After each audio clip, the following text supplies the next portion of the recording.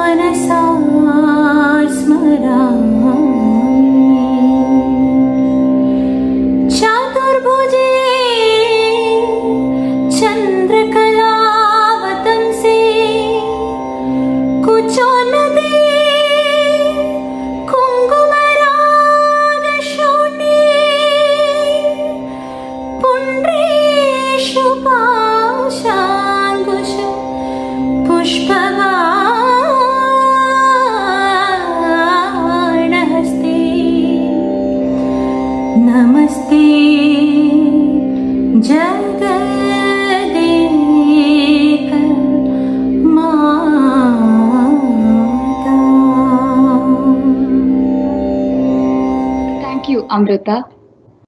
Indian-born Geeta Gopinath, the newly elected chief economist of the International Monetary Fund, was a below-average girl who used to score 45% in her school until 7th grade. Today, what she brings to the table will impact the world economy. How did this happen?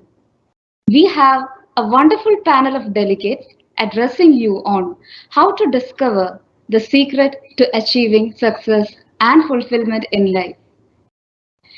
Before we begin our session, let me gently remind you that you can start posting your questions addressed to any of our 7 delegates present here in the chat box right below. We do have an amazing interactive session towards the end where our experts will address your questions. So remember to post your questions in the chat box. So who's going to address you first? A celebrated scientist who has won the Presidential Young Investigator Award from American President Ronald Reagan. Now, let me introduce his incredible profile to you. Dr. Shanti Nair is Dean of Research at Amrita, and in 2020, he was ranked among the top 2% of scientists in the world in his field by Stanford University. An IIT Bombay BTech graduate, recently honored by a Distinguished Alumnus Award by IIT, he migrated to the US after his BTech to pursue his master's and PhD from Columbia University, USA. For more than 20 years, he taught at the University of Massachusetts, USA, until he returned to India to join Amrita Vishwa Vidyapeetham in 2006, inspired by the Chancellor of the University, Sri Mata Amritanandamayi Devi, respectfully known throughout the world as Amma, to participate in Amma's vision of progressive scientific research to serve humanity. He established the Center for Nanoscience and Molecular Medicine, the first and the premier nanobio center in the country. He received the impressive CNR Rao Award in 2014 for outstanding contributions in nanotechnology research and development in India. He's here to address you on some exciting careers in the creative science that is totally capable of redefining your thought process and take you to the path of success in your life. Shanti sir, I welcome you to enlighten our students. Thank you, Ashwati. Thank you very much. And good morning and a warm welcome to all of you. Thank you so much for joining us on this very special event. Let me begin by welcoming our very talented young panelists. Dr. Sonia Basu is Vice President of Business at Ketto. Thank you, Sonia, for coming.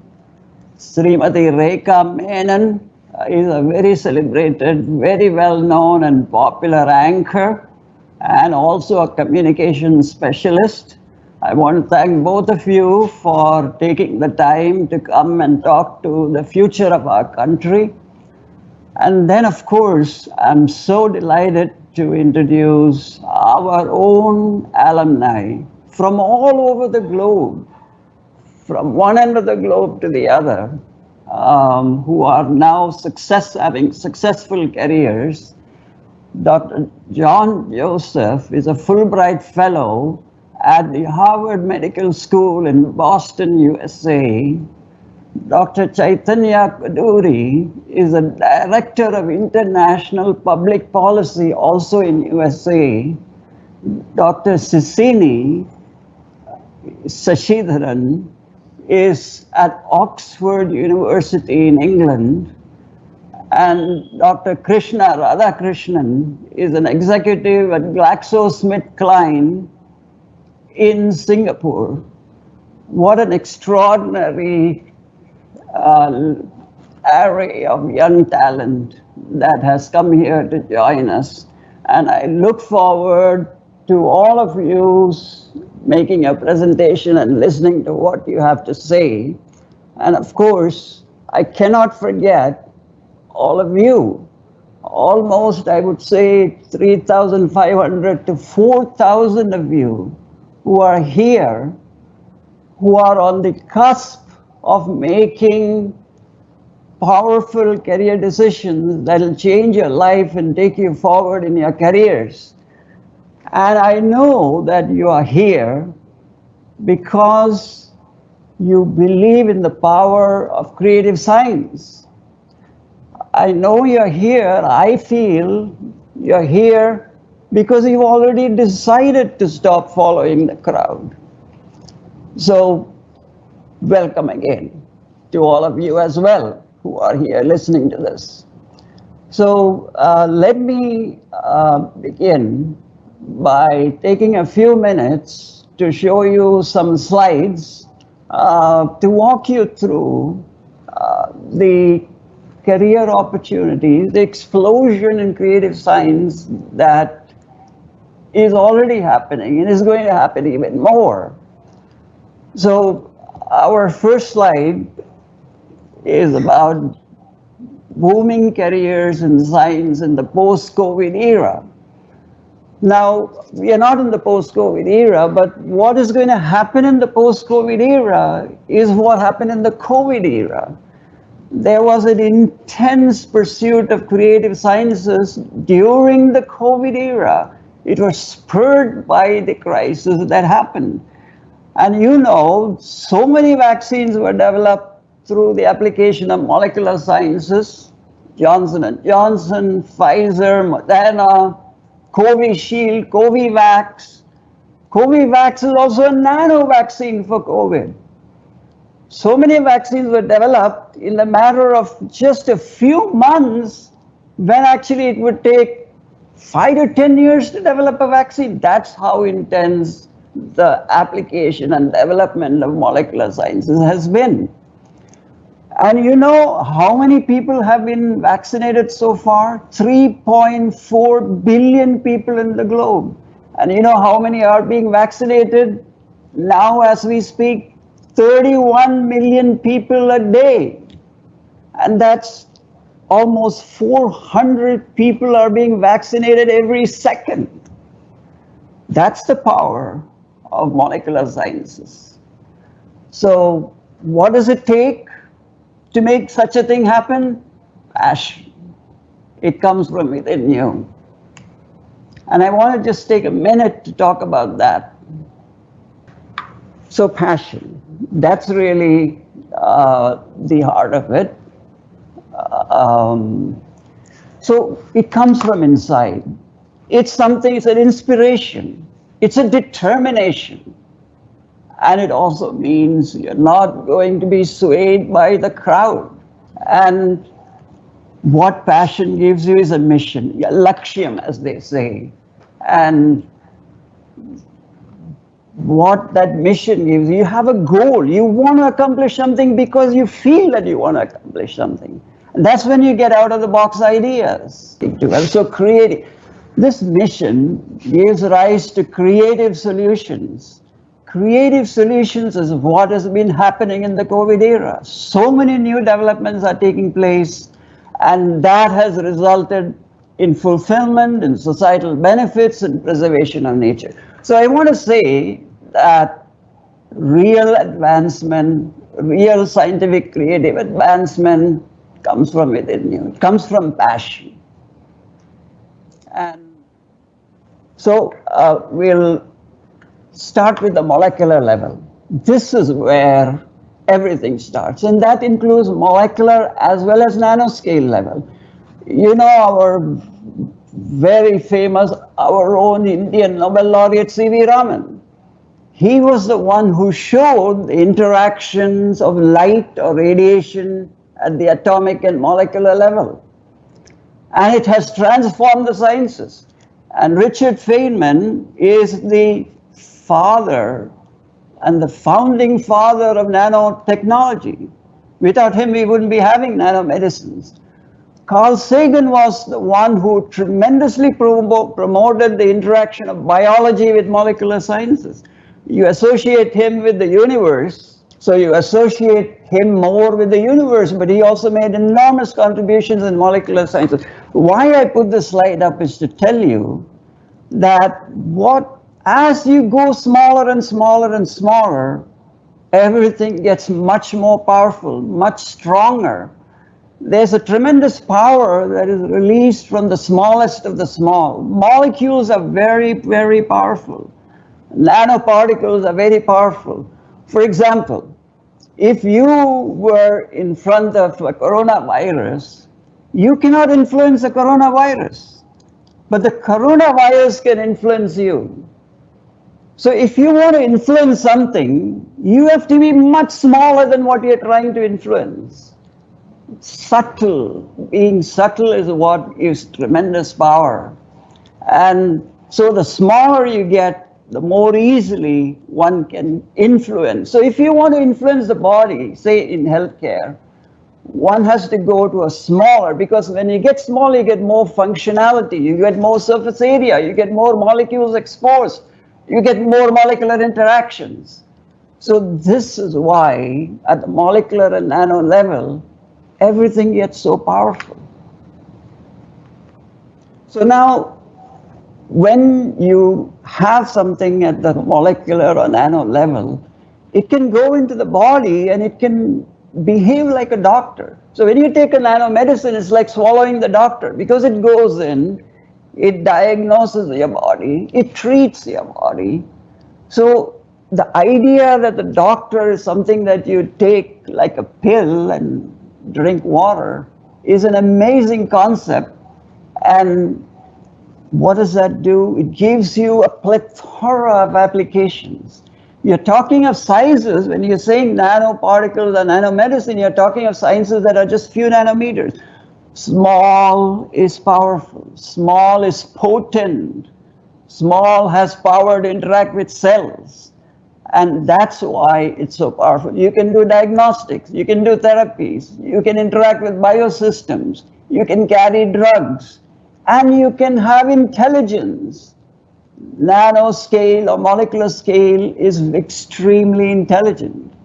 And it gives applications in vaccines, diagnostics, implants, therapeutics, and so on. So here's a cartoon that shows nano robots. Of course, that's not really how it is. It's just a cartoon interacting with the cell.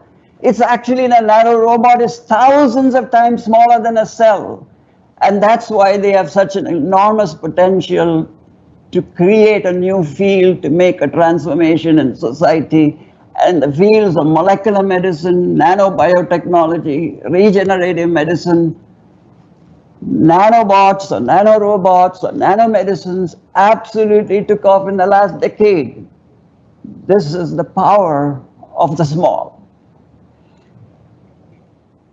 Now I'm going to play a video for you from Nanobot Animation Studios, courtesy of Nanobot Animation Studios, that will tell you, give you just a flavor. It's an animation, it's not a real thing, of what really happens, can happen in the body.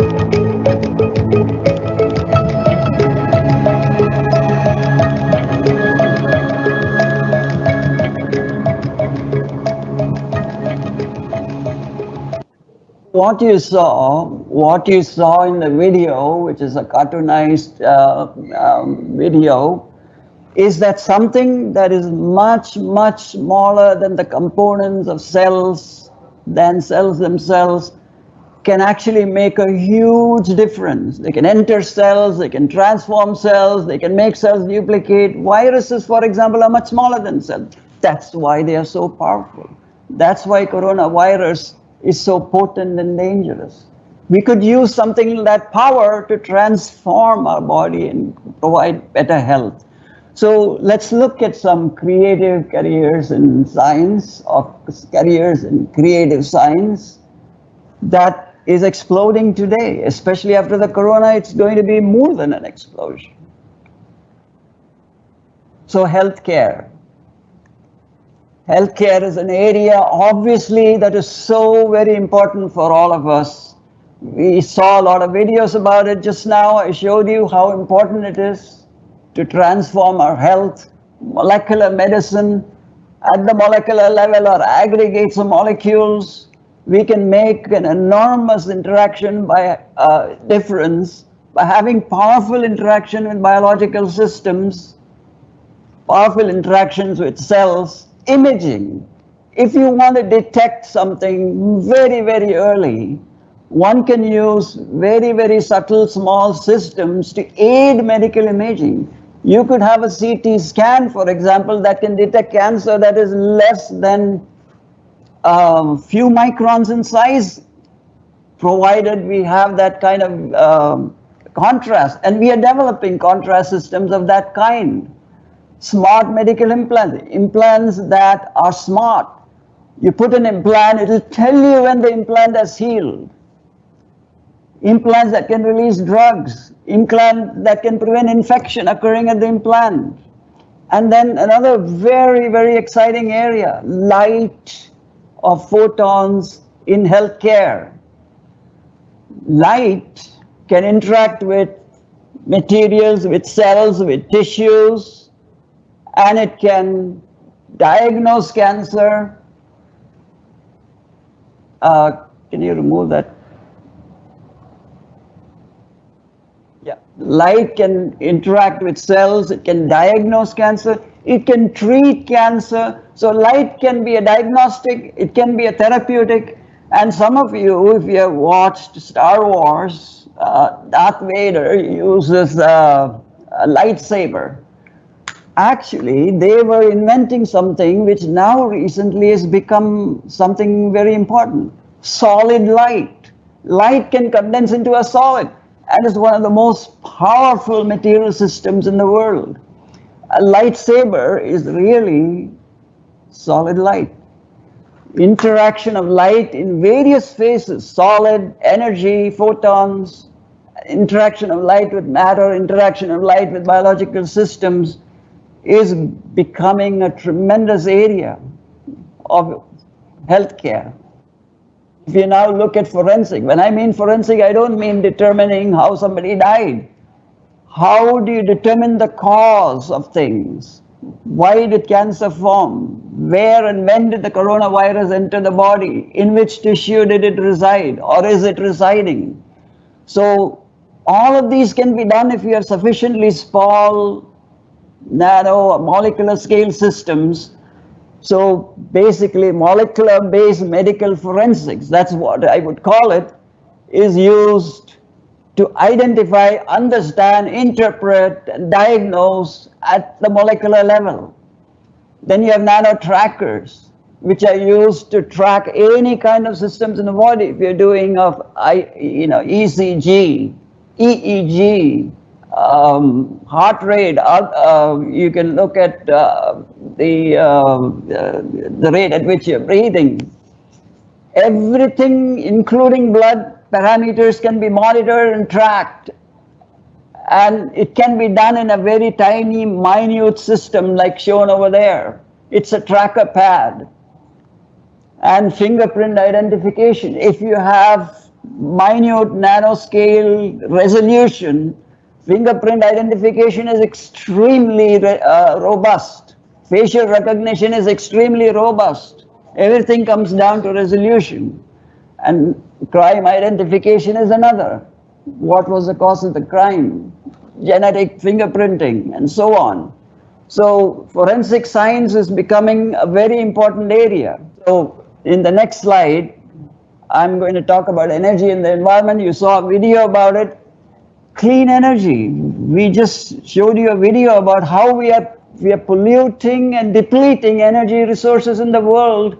Energy resources which are actually damaging the atmosphere, causing climate change. We need clean energy. We need energy from biofuels, from hydrogen, from the solar systems. We need light energy which can be harvested in a very efficient way. We need clean water. One of the biggest problems that we are going to face is clean water. We have a nano technology-based clean water system in India that removes arsenic from the water. It's our own indigenous Desi system that has been gone to hundreds and hundreds of villages. Sustainable buildings, smart buildings, building that can harvest energy, building that can stay cool in the summer, building that can be warm in the winter. So buildings, materials, how they interact with the climate, so that you conserve energy. They are called sustainable buildings. And nanoscience and molecular medicine contributes heavily to all of these sectors. If you look at climate change, which is really related to energy, because misuse of energy gives climate change, some of our own great thinkers, Bill Gates, Amitav Ghosh, Geeta Gopinath, Leonardo DiCaprio, an actor, they've all talked about how important it is to avoid climate change. And then we have national security. You saw a video about national security, having stronger armors, better, more resilient aircraft, explosive detectors, transportation, smart sensors. All of these are going to change the face of security. And security now, you know, there are nano drones now, which can actually cause a lot of problems for us. We have to now work, when we are talking about security, not at the large level. We have to work at the very minute level. We have bio threats. We have nano threats. We have molecular threats. We have to work at the nanoscale, at the molecular scale to prevent problems. And finally, I want you to know, it's not just in engineering and chemistry and biology that there are potentials. There's intellectual property. You know, you could contribute once you have the knowledge to intellectual property. Intellectual property is what drives product development. Think tanks. You could be one of the people in a think tank group that suggests, say, to the President of the US or to the Indian Prime Minister, what should be done for the next 10 years, for the next 20 years. Journalism and scientific writing. We need very capable, very talented writers who can understand the science very, very well, express it very, very clearly, and information technology. Because bioinformatics is a major area of research. You cannot have molecular sciences without bioinformatics. Everything is computerized, everything is simulated. And all of this has to be applied, and there is a huge amount of potential in the IT sector. So if you really look at it, the pharma sector, the biotech sector, the IT sector, intellectual property, policy sector, we have Chaitanya, who is a policy maker. He'll talk to us in a few minutes. So you don't have to box it down into particular areas. All of them has tremendous potential. So I wanted to put the names and faces of some others who could not be here. Those who are here will talk. Many of them have graduated either with a MTech or a PhD from us. Here you are, Lakshmi Venugopal is a scientific editor and writer. And then you have Arvind, who is a IIT professor in IIT Hyderabad. There's an auditor, scientists, project engineers, and so on. There's such a wide range of professions that they have become incredibly successful in. So with that, I want to say our inspiration. I cannot stop without saying what an enormous contribution to our institution Amma has made. Mata Amrita recognizes that real world problems are very interdisciplinary, and the benefit to mankind is the most important thing. Education for life, that is to make a difference, is more important than education just for a living. We're not here just for a living. We are here to make a difference to the life of people. And finally, the last, to say that small is powerful. Look at the left end. You have a tiny seedling that slowly grows, and what does it become? A massive, massive tree that provides so much comfort and so much shade and so much soil protection, so much climate protection. From the smallest of the small is unleashed the power of the biggest of the big. So I want you to understand that. With that, I will end here, and I want to thank you for your patience in listening to me, I look forward to your questions and interacting with you more, and I'm now very eager to listen to our panelists. I'm sure who will have a lot of inspiring things to say. Thank you so much. Thank you very much. So friends, now you realize that you have a wide array of options to choose from, and all with the same physics, chemistry, biology, or mathematics which you are learning now. Okay, so I'm very sure that after the end of listening to Sir's presentation, you'll have a lot of questions for him. Please do post all your questions in the chat box below. Okay, and we'll be addressing it soon. So moving on to our next speaker. I would love to introduce her. She wanted to make an impact in the hospital and healthcare management system and take things to a macro level. After practicing as a medical doctor for 5 years, she decided to pursue an MBA from the Symbiosis Institute of Health Sciences. She then started working on a business focused management role. Being a doctor in business, she had the advantage of seeking solutions to problems from both perspectives, and she went on from one role to another. Never say no to challenges became a mantra. She confounded HealthFin, which was a lending platform enabling patients to pay their medical bills in EMIs. After having built and scaled the company across 6 cities, she exited from HealthFin and joined Ketto as its vice president business, bringing in her healthcare domain knowledge and experience for further business growth at Ketto. Sonia ma'am, I welcome you to this session, and there is a whole lot of wonderful students out there waiting to listen to your story and advice. Welcome, ma'am.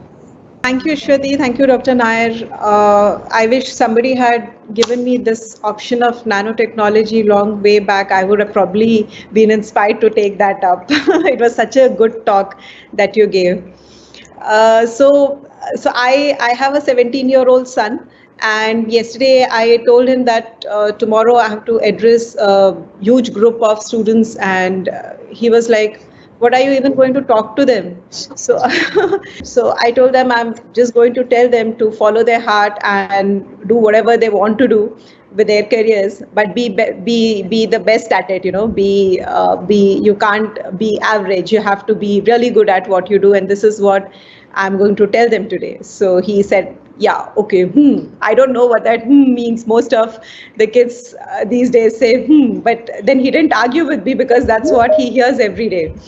Yeah, so this is the question that people love to ask me. So whenever I go for any meeting, I'm in any conversation with anybody, invariably this question pops up, that how come you opted for business studies after medicine? So it's become like a mandatory question. Like if I it seems like I can't get a cup of tea unless I answer that. So it's like that. So to answer that, I would like to take you back to 1996 when I was a student. I was in my 12th, 12th, I had passed out. So what happens? Like after 10th, you have an option to go for your science, arts or commerce stream. I, of course, chose science.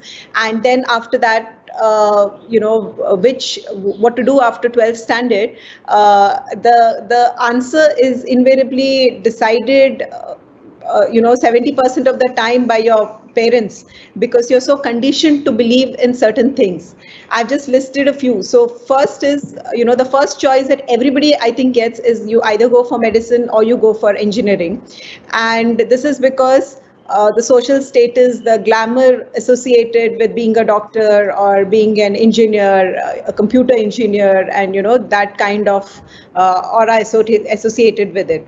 Sometimes the parents wanted probably to become that, and they were not able to achieve that, and therefore they want to live their dreams through their children. And then there are parents who are already doctors or engineers, and they already have an established practice, and they want their children also to continue their legacy. And then there are certain category of students who feel that, yeah, I would love to become a doctor and I want to save mankind and I want to, heal people because I have seen that series like House MD and I want to go and change the world, and they get influenced by seeing other doctors or seeing series and things like that. So yeah, so these are the factors that probably make a person take up medicine or engineering, and I also fall in one of these brackets because I was always conditioned to believe that getting a seat for medicine is the best thing that can happen to you, and it elevates your social status, and then you watch other doctors in the family, and this made me choose medicine as my preferred choice. So again, come forward, and I become a doctor in 2002. and I start practicing as a resident doctor in a corporate hospital, and I love doing it, and I'm good at it. I love seeing patients, but there comes a point when you want to go ahead in life and you want to do your post graduation, and then parallelly life happens. So there are other things in life which you have to work on parallelly.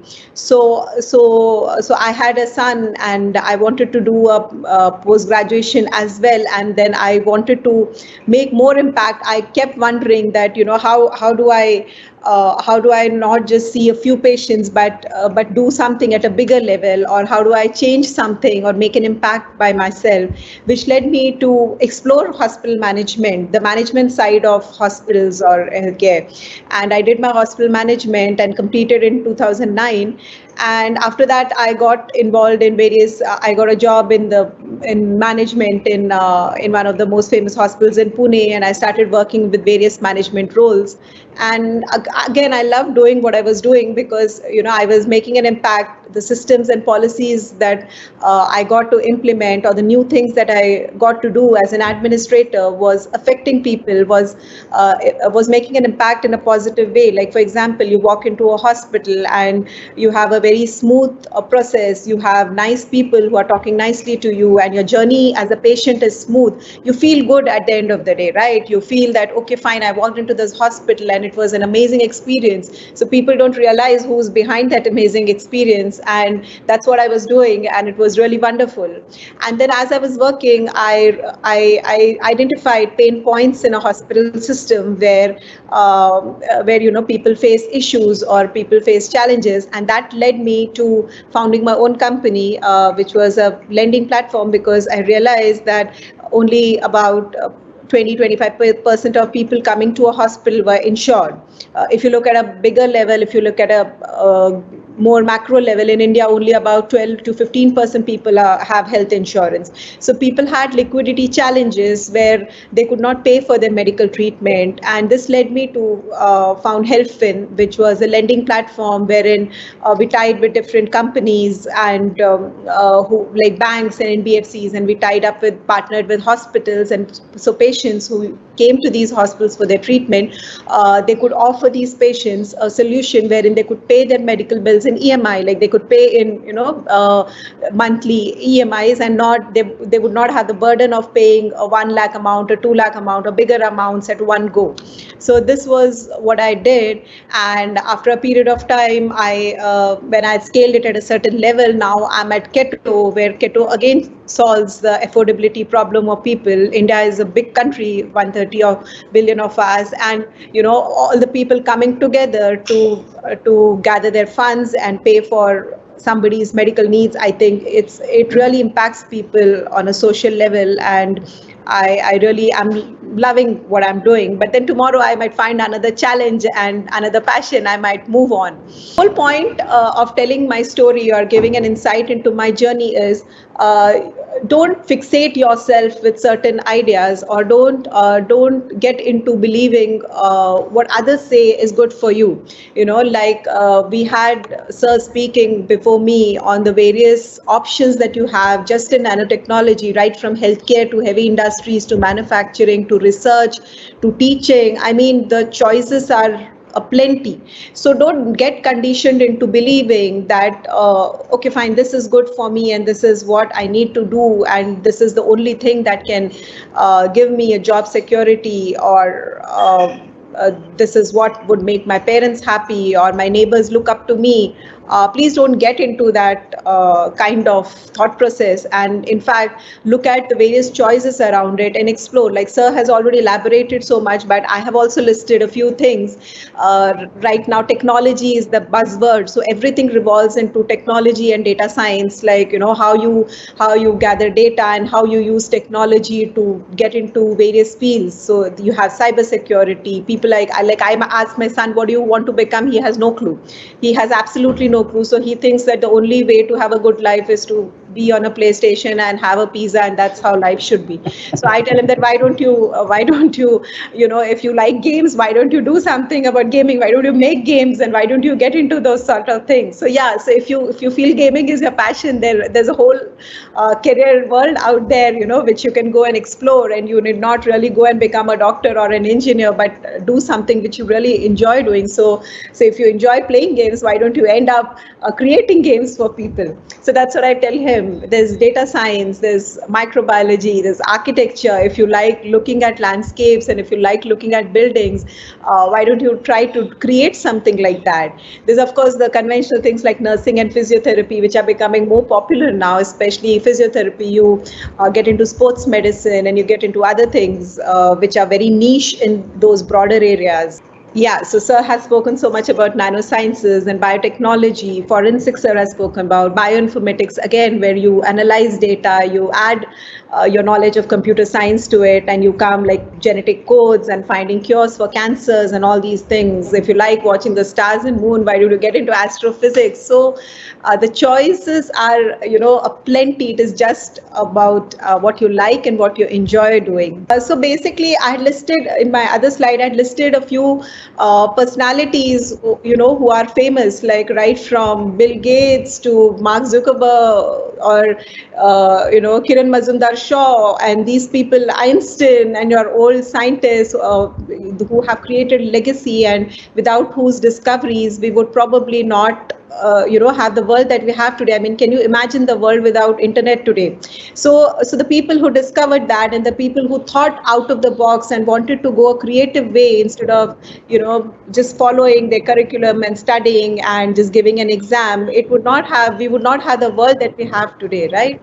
So how do you decide? Like when you have so many choices, how do you go about deciding what you want to do? You would end up getting confused, right? So I've listed these 4 things that probably would help you in deciding which way you would want to choose. First is your aptitude. Like, what do you have an aptitude for? Do you have an aptitude for numbers? Do you have an aptitude for science? Do you have an aptitude for business? It comes in, you have to be a little self-aware, and you have to realize, of course, there are scientific aptitude tests that you can undergo, which actually pinpoints what your aptitude is. But if you are self-aware, also you come to know that you have an aptitude for business, or you have an aptitude for medical sciences, you have an aptitude for numbers, for data, so you have to be a little self-aware, and of course you can always go for an aptitude test and do that. I would stress a lot on research in terms of reading, finding out what is happening around you, what are the various options, what does it require to get into these fields, because I'll tell you, nothing is easy. So nothing is easy. You have to excel at, I may feel that, oh, this person is say a lawyer, and how easy it is, you just have to go and study a few books and stand in the court and say something. But no, it's not easy. You have to study so much. Each thing has its own challenges. So you need to do a lot of research on what suits you, what doesn't suit you, what are the subjects that you would be required to study, which are your strengths, which are your weaknesses, all those things. Another is apprenticeship, where if you want, you can go and work for somebody for a few months, say 3 months, and understand what it is actually like. So today, if somebody might be glamorized by the world of medicine, I would say, I want to become a doctor, but the moment you have to work, you have to study, or you have to put in such long hours, and not only that is just the beginning, but if you actually go and see or work with the doctor as an assistant, just hang around that doctor and see the various things that they have to go through, or, the duties, the kind of duties and long hours they have to put through. You might probably get scared and say, no, I don't want to do this in life. So this is being an apprentice to a professional is, I would suggest that if you get an opportunity, please go ahead and do it. Like, you can go and just see and observe and add value to it and see whether you really like it or not. So that is one way where you can decide. And of course, the most important thing is what makes you happy. So the key to it is, being happy on whatever you're doing.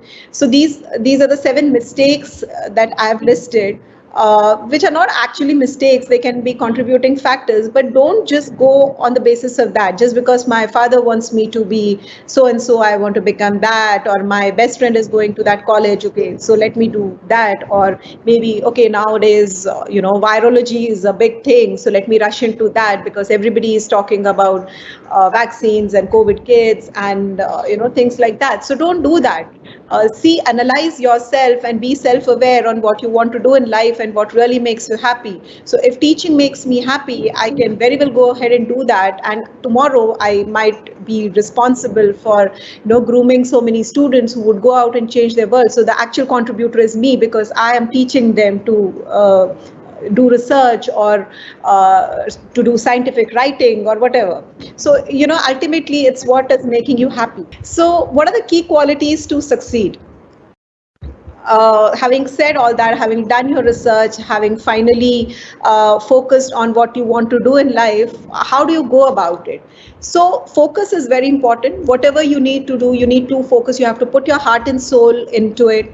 You have to be persistent about it. So you can't be studying for 3 months and then saying that, oh, I've got bored and let me take a break and then let me explore something else. No, you need to be persistent at what you do. You need to have passion for what you're doing, the hard work. There's no shortcut to hard work. Whatever you do, whether you like it, not like it, whether you're happy, everything, the base of it is hard work. There are no shortcuts to success, and therefore you have to put in your hard work. And you have to have a positive attitude, because you will end up failing, you will end up falling. But the thing is to get up and move on in life. So you might take up a course because you really like it and you're also happy doing it, but it might be tough and you might not probably first succeed in cracking an entrance exam for it, or you might not succeed in get good marks in the first exam, for example. But then you need to keep your attitude really positive to go ahead in life. If you fall into negativity, ultimately everything goes into a negative trend. So you need to be really positive about whatever you are doing in life. So what is success according to you? Success, is it money? Is it fame? Is it promotion? So is it a bigger house, bigger car, you becoming an industry leader? What is it? So it's actually, success is very, very subjective. I define my success. So for example, today, if you ask me, how would you say this program or this webinar is successful? For me, I would say that if in this 3,140 attendees, if I'm able to impact one person's life, I would say that this program was really successful for me. For Ashwati, the number of attendees and the smooth flowing of the program is success. So it's like that, you define your own success. It is never defined according to others. It is never that, nobody can say that, okay, fine, he's got this job, so he's a successful person. You might still keep feeling as a failure, but suppose you have invented something, you have probably, it could be as simple as setting a new process and it has impacted somebody and you feel that you have been successful. So that is success. So please do not measure your success on the basis of what others say. Next, please. Yeah, so as I said, success is not the key to happiness. Happiness is the key to success. So at the end of the day, if you're feeling really happy, if you're feeling satisfied, if you feel that you have made an impact, and if you have found your calling, I think that would be success, and not, because somebody else is saying that you are successful. Next, please. All the best. So you changed my slides, but at least I could present whatever I wanted to say. And I hope you got some insights from my own journey. So of course you will get all the information. I did not want to make it too technical or scientific, because you get all the, after Dr. Nair gave so many options, I really didn't have much to say about the career options. But then, yeah, I just wanted to share my journey with you and my belief system on reaching somewhere in life. And I hope you got some messages from that, and I would love to answer your questions if you have any. Thank you so much.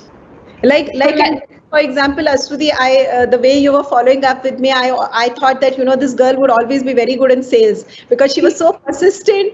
And she would call me in the middle of the day when I'm in my meeting, and she would say that, "No, ma'am, I need the presentation by evening. No, ma'am, I need your abstract. You have to give me this." So I thought, whatever career she takes, ultimately she'll be very good in management. Thank you so much, ma'am. Point noted. Probably you would not even have realized that quality in you. But what I mean to say is that everybody has this own hidden skills and qualities that they have, which they need to recognize or need others to point out to them. Thank you, ma'am. So this made my day. I got my advice. So likewise, like how ma'am said, there's a whole dearth of opportunity out there. And it's all about thinking, exploring, and analyzing about what you're good at and what you truly want to do from your heart. So now you know what to do. Okay. And next, I would like to welcome Srimati Rekha Menon to address on the topic, Seeking the Road Less Traveled. Now, Rekha ma'am is a well-known face in Kerala television media. She has more than 20 years of experience in anchoring TV shows, celebrity interviews, travelogues, quiz shows, science magazines, women-centrics, and more. I don't have to say she's a sweetheart. She is a columnist and a speaker at various forums and platforms in South India. Currently, she hosts interviews of film and other eminent personalities in her own YouTube channel, FTQ with Rekha Menon. In her other life, she is a marketing and communications professional with over 20 years of experience in the IT service and entertainment sectors. Currently, she is a vice president and head of corporate communications for a US-based investment bank and is based in Chennai. Some of her prestigious awards include India Today's list of top 25 women achievers in Kerala, most talented marketing professional by World Marketing Congress, Best Anchor Award for Women's Show by Asia Vision Awards, Middle East. She was also visiting scholar at the University of British Columbia, Vancouver. She's a mentor to many college students, especially young women, students and professionals. Welcome to the session, ma'am. Thank you, Ashwini. Thank you so much. And I agree with Dr. Sonia. You are the queen of follow-ups. You will make your career fantastic, I'm telling you. So, also, I would like to thank Dr. Nair and all other eminent personalities that you invited me. I am declaring myself as a nano in this eminent personalities, okay? Because the kind of expertise and domain knowledge you guys have, I am not even close to that. So, and thank God I didn't take my presentation because I will just talk from my personal experience. So thank you very much for having me here. I'm overwhelmed to have sharing the space with such a brilliant, eminent personalities from your institute and outside as well. So let me get into the topic. It's okay to be not okay. Who says not okay, right? So let me talk about my personal experience. When I was studying, like your age group types, the kind of professions we used to have, and I studied in Kerala in Thrissur, doctor, engineer, chartered accountant, teacher, homemaker, of course, and government job. So I flunked medical entrance 3 times royally. 3 times I tried for becoming a doctor because my mom wanted me to see in a coat and walking around the hospital doors.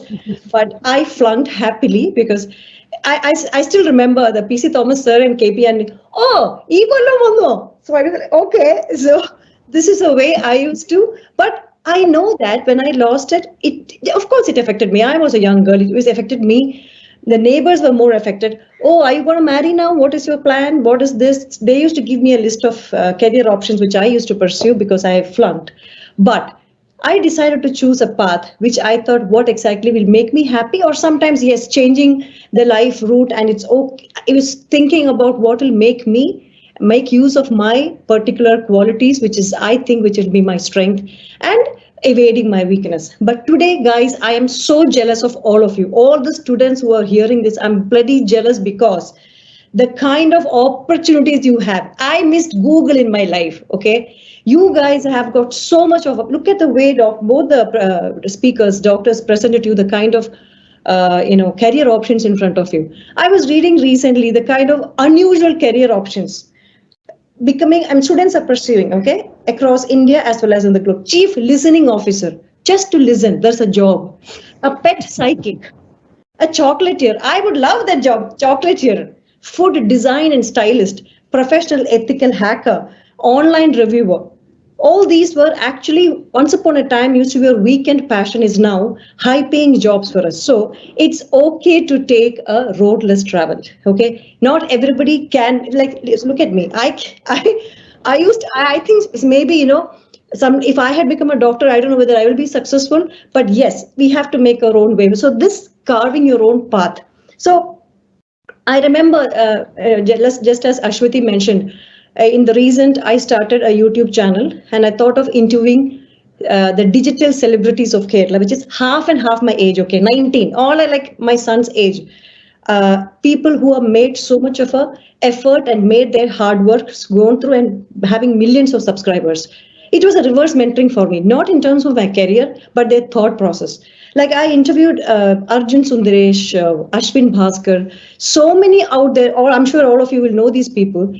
I was pretty amazed the way they have decided. I said, so I'm saying, what is your next career option? I'm thinking whether he will say, okay, I'll join a corporate. No, I will make, this is what, and they have charted their 10 years, what they're going to do. So this was what I would have not done that. I would not have thought about it maybe when I started my career. YouTube was there in 2012. I did not wait. I waited for 10 years to happen. So this is where the thing is, world is so much in front of you. It's very easy to say, oh yeah, you have to be different. You have to choose your road less traveled. I often hear that, due to parental pressures, I had to join medicine or a doctor or engineering. My husband is a professor in journalism, and 20% of his students who join the college annually are either engineering graduate or engineering dropouts. So, I mean, that's another way of looking at it. And also, I'm saying that if at all you have to pursue a career which was not, somebody said that it was not calling, it was not falling for them. They did not think this was the thing we were expecting. They moved out. So I think I'm just going to give you some of the tips which I want you to understand. Some of you may take it well, some of you cannot, maybe not to relate to, but I definitely feel that people should have a firm opinion on what you want to do in your career. Right from the beginning, if you have that kind of a conviction, your parents are also equally convinced that this is what. But the way you become indecisive and vulnerable, of course, the parents will interfere because they live for you, right? So, for example, I have a 18-year-old son. At the age of 5, I asked, what do you want to become? He said, I want to work in a theater. So I said, why? No, free popcorn. I said, okay. Now, in 10 years, I asked, what do you want to become? Promotion. He said, no, I want to become something in a film industry where, not an acting, thank God, but he wanted to become something to do behind the filmmaking, behind the scenes. I said, okay, so my family is around film and media, and I do have connections with the film directors. And also I used to ask whether what is the choice for this boy. In 10th standard, 12th standard, 10th standard, 10 years, 12 years, 15 years, whenever I ask you options, 1, 2, 3 is filmmaking. So now he's studying his filmmaking first year in Bombay. So then I also told him, what is your second option? He said, second option, no, my second option is only filmmaking. Third option, I said, sometimes it will not happen the way you think. What is your second option? My fourth option is joining politics. I said, no way, you are not going there. We will make all the 3 other options happen for you. So I'm saying, this is the way I'm seeing my son in my home, which is very decisive to tell me that. But because he used to hate biology, and I want him to study biology because I'm a botany professor's daughter. So I used to tell him the importance of science in life, but he decided to just move away and he live with the art side of the brain and not the science side of the brain. So what I'm saying is right now, if you also need to take a career which it's not for you, but you had to take it, you fail, it's okay. But as Dr. Sonia said, fail fast, learn fast also. Failures will make you promote your mental health, emotional health, also physical health as well. For example, I'll tell you, I was interviewing 2 eminent personalities in my life as a part of my interviewing career. Actor Vikram took 10-12 years to get his first break. Those till 10 years, he used to give voice to Prabhudeva. He used to act with Mammootty as a henchman behind. You can see the 80s, 90s film, a lanky fellow standing behind Mammootty in Mohal would be Vikram. Look at the way now where he reached. He took around 12 years to get his first break. Vidya Balan, she is actually a tigress. I call her Shermi. She had 5 films which is shelved, and she was named as, unlucky charm or something like that, so unlucky mascot or whatever. Then she rose to occasion. And the way Amitabh Bachchan was actually his first audition in All India Radio way back in 1967 was actually he was declined and he was rejected. Look at the way that man lives on his voice. And how can somebody actually, so from there, if they had not taken that failures to a different level, we won't have those eminent persons. Forget these celebrities, so many unsung heroes and heroines in our life. I always thought about, converting crisis also to an opportunity. Sometimes if you're stuck in a roadblock, some kind of an opportunity will come into your mind. For example, I tell you, doctor was talking about patent applications, right? In India, last year, 26,309 applications were submitted in 2020 in the deep pandemic crisis. I'm sure Amrita also got 7 of it, right? I saw the recent article which Ashwati has shared. 10, no? Sorry. So I'm saying those kind of times where people can convert that crisis to opportunity. That's the same thing for us also. If as doctor was talking about the vaccine, which takes 10 years, it came in 1.5 years. Why not? So this is where, and then growth and comfort don't coexist. Okay, sometimes you need to move out of your comfort zone. As everybody said, you need, whatever you're doing, you need to make it sure that is to the best. And I think, in the same scenario where so many careers are out in the world, but how do you make yourself a market? So I want to give you something like, I'm reinforcing that towards end. I think it's okay to be confused in your age, okay? But unless you understand what is the confusion and where's the lead to it, otherwise you should realize that what is best for you. And other thing is, it's okay to be fail also. I told you about the failing fast and learning principle. But you get up and learn from the principle and move ahead on a direction where it's okay for you to understand and you to pursue and to be successful. The third one is, it's okay to be judged. Okay, people who judge you do not matter to you, and people who matters to you don't judge. The fourth point is actually, it's okay to be yourself, because falling in love with yourself is the ultimate secret of happiness, and happiness is that what matters. This is what, sir, I would like. My conversations are. I'm happy to take up questions from people. But thank you so much for having me, and it's I'm waiting for other panelists to talk about. Thank you, Ashwati. Thank you, Doctor. Thank you. Very inspiring. Thank you so much. Thank you so much, Rekha ma'am. And friends, so it is okay to be not okay. It is okay to see the road less traveled, and it is totally okay to choose your path and follow your passion. Okay. So moving on to our next speaker, Dr. John Joseph. Dr. John did his MTech and PhD with us and is currently a Fulbright Postdoctoral Research Fellow of the prestigious Harvard Medical School. His career goal is to investigate the interface of material science, biology, and medicine, and invent technology to address the major unmet needs in healthcare. His areas of interest are in nanomedicine, nanotechnology, emphasizing polymeric drug delivery systems, and biomedical implants. He has been awarded Commonwealth Scholarship, CSIR Senior Research Fellowship, and DBT Postgraduate Fellowship.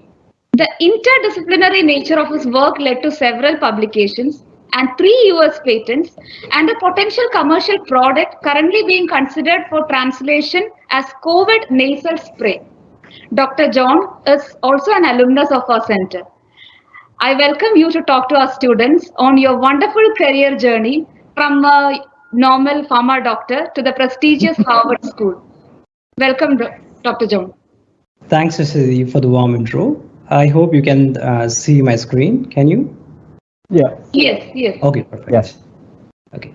I'm deeply honored to be a part of this national webinar, and a big shout out to Dr. Shanti Nair and his team for organizing this event with a view to foster science in young researchers. So let me walk through the multidisciplinary journey that ended up my career at Harvard Medical School with God's grace. I was deeply moved and fascinated by science, even from my childhood, but I neither had an extraordinary talent nor was a phenomenal candidate. But I was always driven by the curiosity on the things that fascinated me. On that front, I was captivated on how the medicines actually work on our body in a disease condition. So I went ahead to pursue my undergrad degree in pharmaceutical science. There, I learned the fundamentals on drug discovery process, and cellular interactions happening at molecular level. Then I wanted to advance the conceptual understanding that I imbibed to address the unmet healthcare needs. And that was the point where I decided to transit to a highly multidisciplinary field of nanotechnology. My MTech and PhD work at Amrita Center for Nanoscience was centered on translational research, with a goal to quickly and efficiently navigate the bench science discoveries to patient care applications. And I was co-mentored by Dr. Shanti and Dr. Rekha Menon, and the translational research that I did made a profound impact on my career.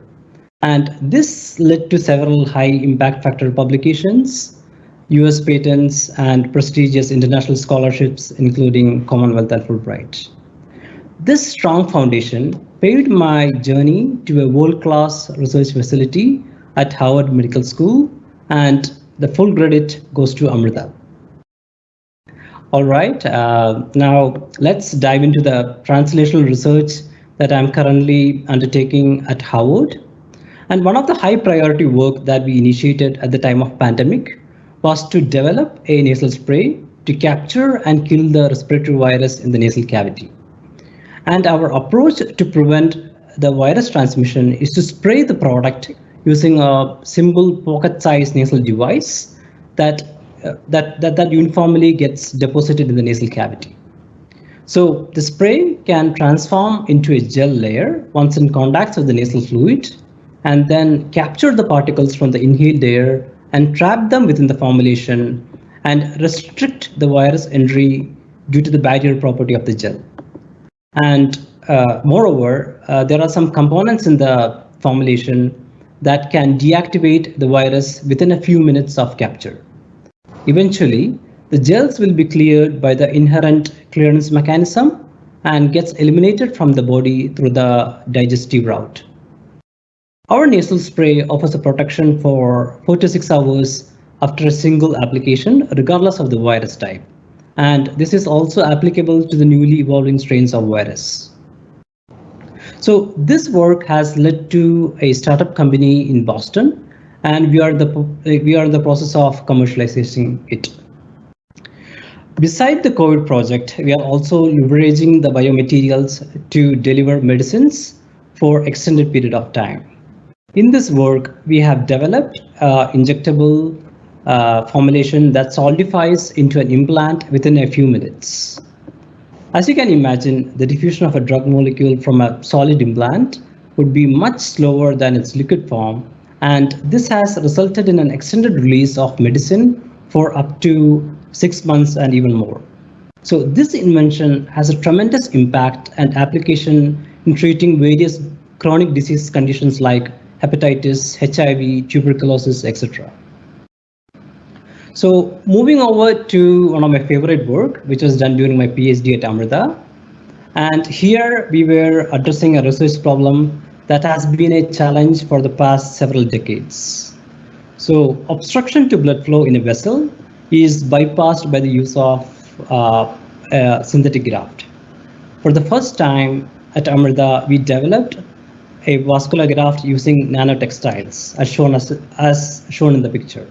So these materials are made by weaving millions of nanofibers depicted in the electron microscope images.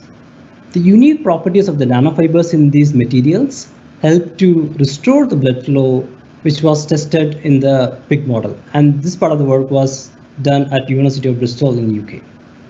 So the video demonstrates the restoration of the blood flow through the nanograft. And moving to the final part of the talk, and the big question: what is the appropriate time to foster the researcher in you? So in general, the graduate programs provides a comprehensive understanding of the courses, and the mentorship that you get during this time will certainly help in fine-tuning the capabilities, and also it will help to develop critical thinking process. But most likely, there is a time when you realize, and this will be the time when you realize your potential as a researcher. But there is a phase which is even more significant than this. And that is the time when you start building your foundation that is at school. So teachers and parents should continue to motivate the students to grab the opportunities and showcase their skills.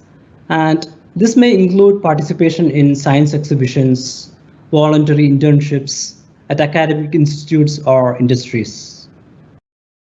The practical knowledge that is perceived during this stage plays a pivotal role in leveling up the career for the students, and most importantly, follow your passion. So this will help you to reach your final pinnacle, and this gives you a sense of purpose in life. And as you all know, the existence of humankind depends upon the progress in science and technology. And the greatest example is the development of COVID vaccine, where different teams all around the world approached the same problem with wildly different solutions to maximize our chances of success and for meaningful breakthrough. Similarly, there are also several unmet needs that require extensive research, especially avenues like renewable energy, pollution, climate change, etc. So be the best you can and rise. The world is waiting for you. Once again, thanks for having me here, and have a great day and good luck. Thank you very much. And here you are, an inventor and doing great research at Harvard, and hats off to you. And moving on to our next speaker, Dr. Krishna Radhakrishnan, who is also an alumnus of our center. And she is currently the Medical Affairs Manager at the leading pharmaceutical company, GlaxoSmithKline, Singapore. She is currently playing the key role in strengthening the GlaxoSmithKline's leadership in the oncology space and handle women's oncology portfolio there. Prior to that, she worked as a research fellow at the National Technological University, Singapore. She pursued her PhD from the prestigious Indian Institute of Science, Bangalore, where her research focused on targeted drug delivery for oncological applications. During her research career, she has collaborated with multiple international scientists and has several publications to her credit.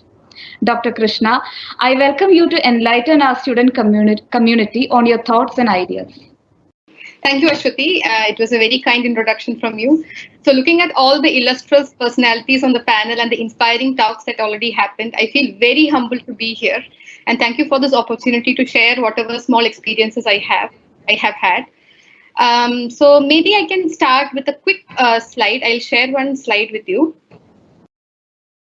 So I need to apologize, like many of the things that I'm going to talk might be overlapping with whatever has been discussed so far. It's a Sunday morning, right? So all of us are like in a very happy mood. It's almost lunchtime in Singapore. So what I'm thinking is probably I can share a quick recipe with you. So my recipe is actually a recipe for a fulfilling career. Okay. So the recipe involves three important ingredients. So my recipe is a special one. So probably we have already discussed some of these things in the previous talks. So the recipe involves three ingredients. The first one is passion for what you're doing, something that motivates you. Passion is something that energizes you and makes the work you do fun. And it's not a job, it's more like a career, something you like doing. The second ingredient in this recipe is talent. So this is something that makes you unique, something that makes you different from the rest of the crowd.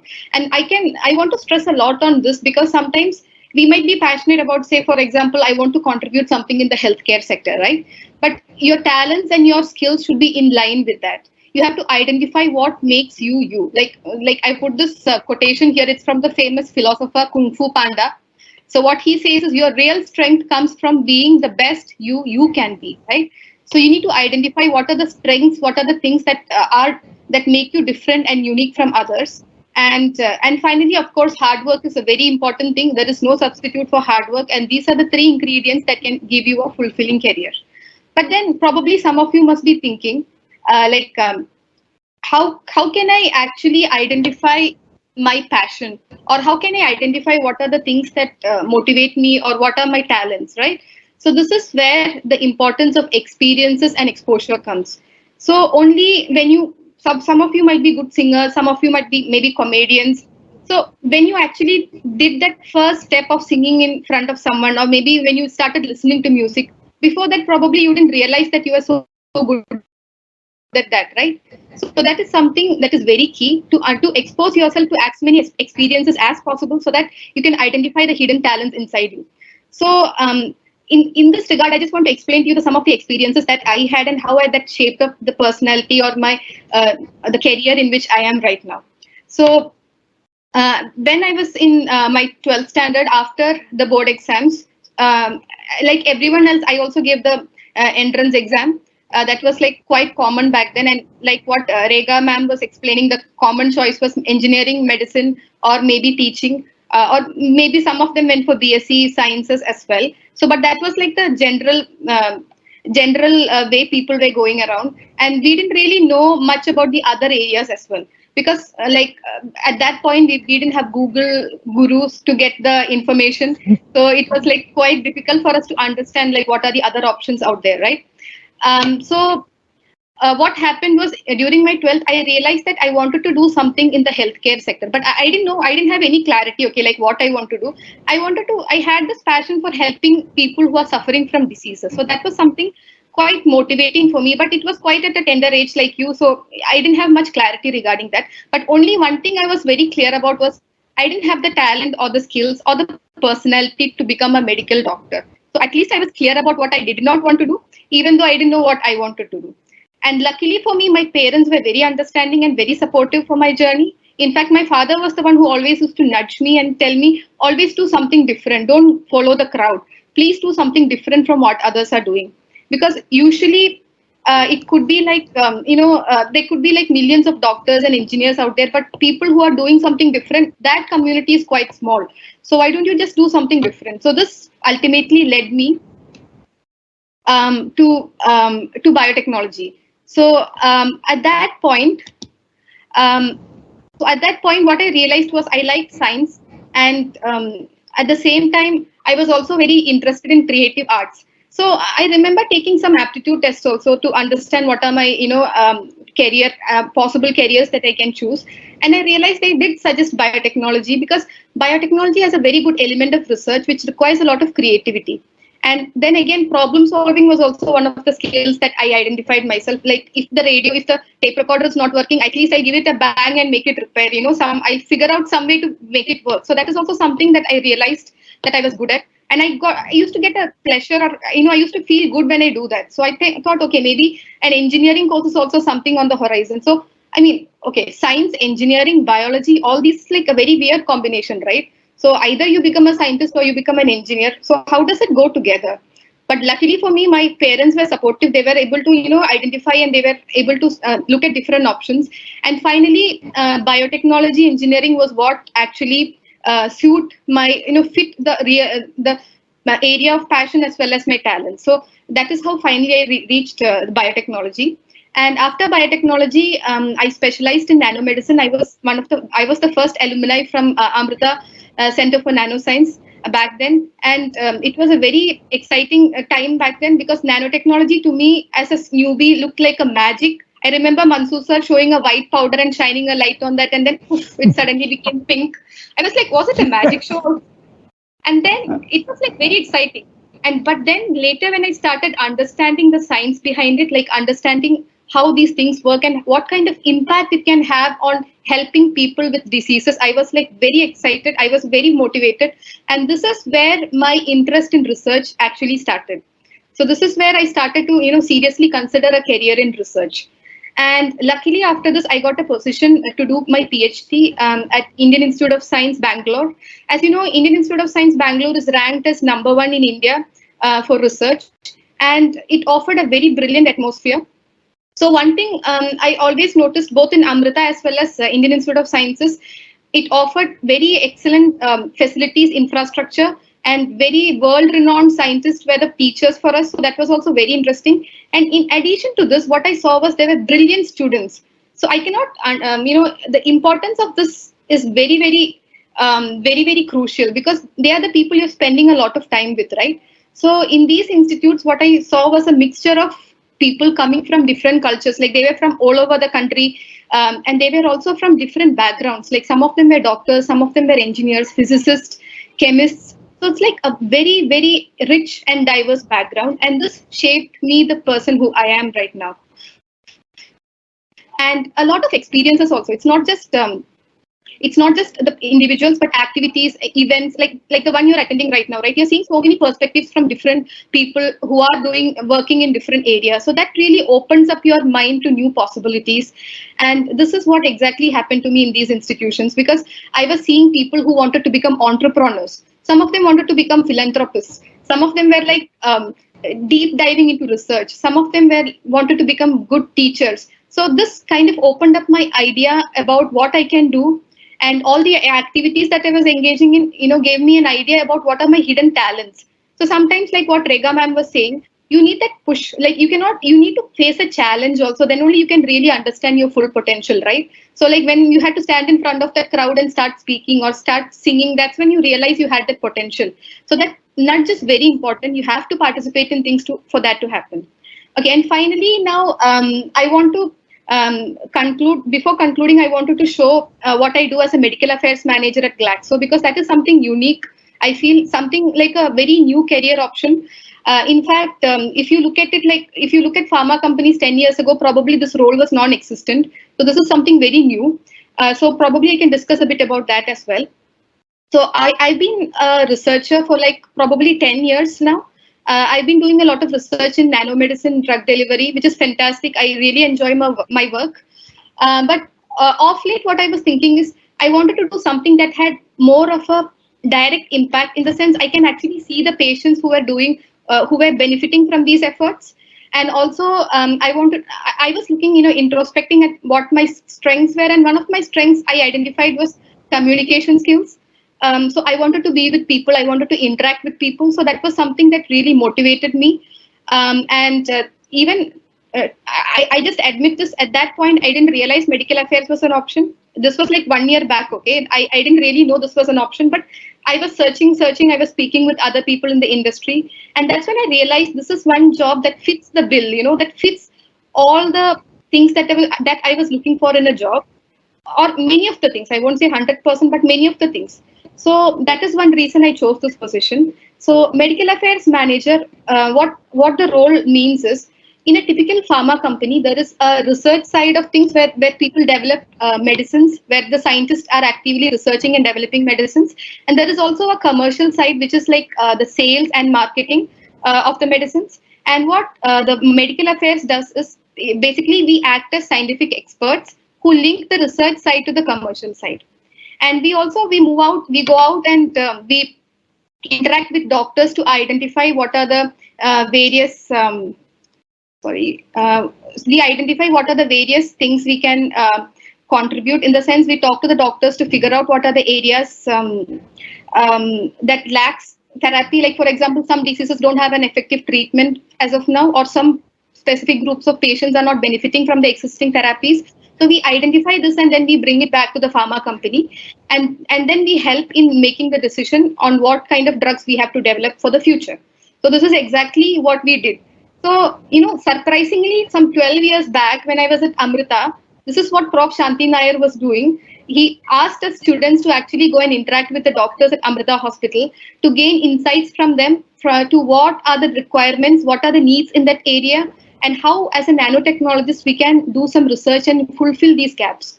So this is something that is very useful for me right now, but back then probably I didn't understand the importance.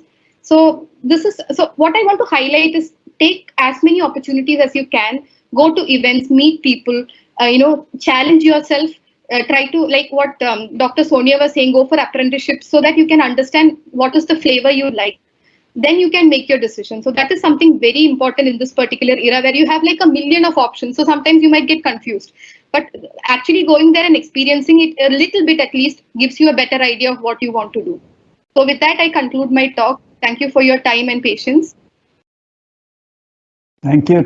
Thank you, Dr. Krishna. So remember her secret recipe. So she has revealed to you, and start using them to decide which career you want to choose, your dream career, a career which will make you happy. Choose that.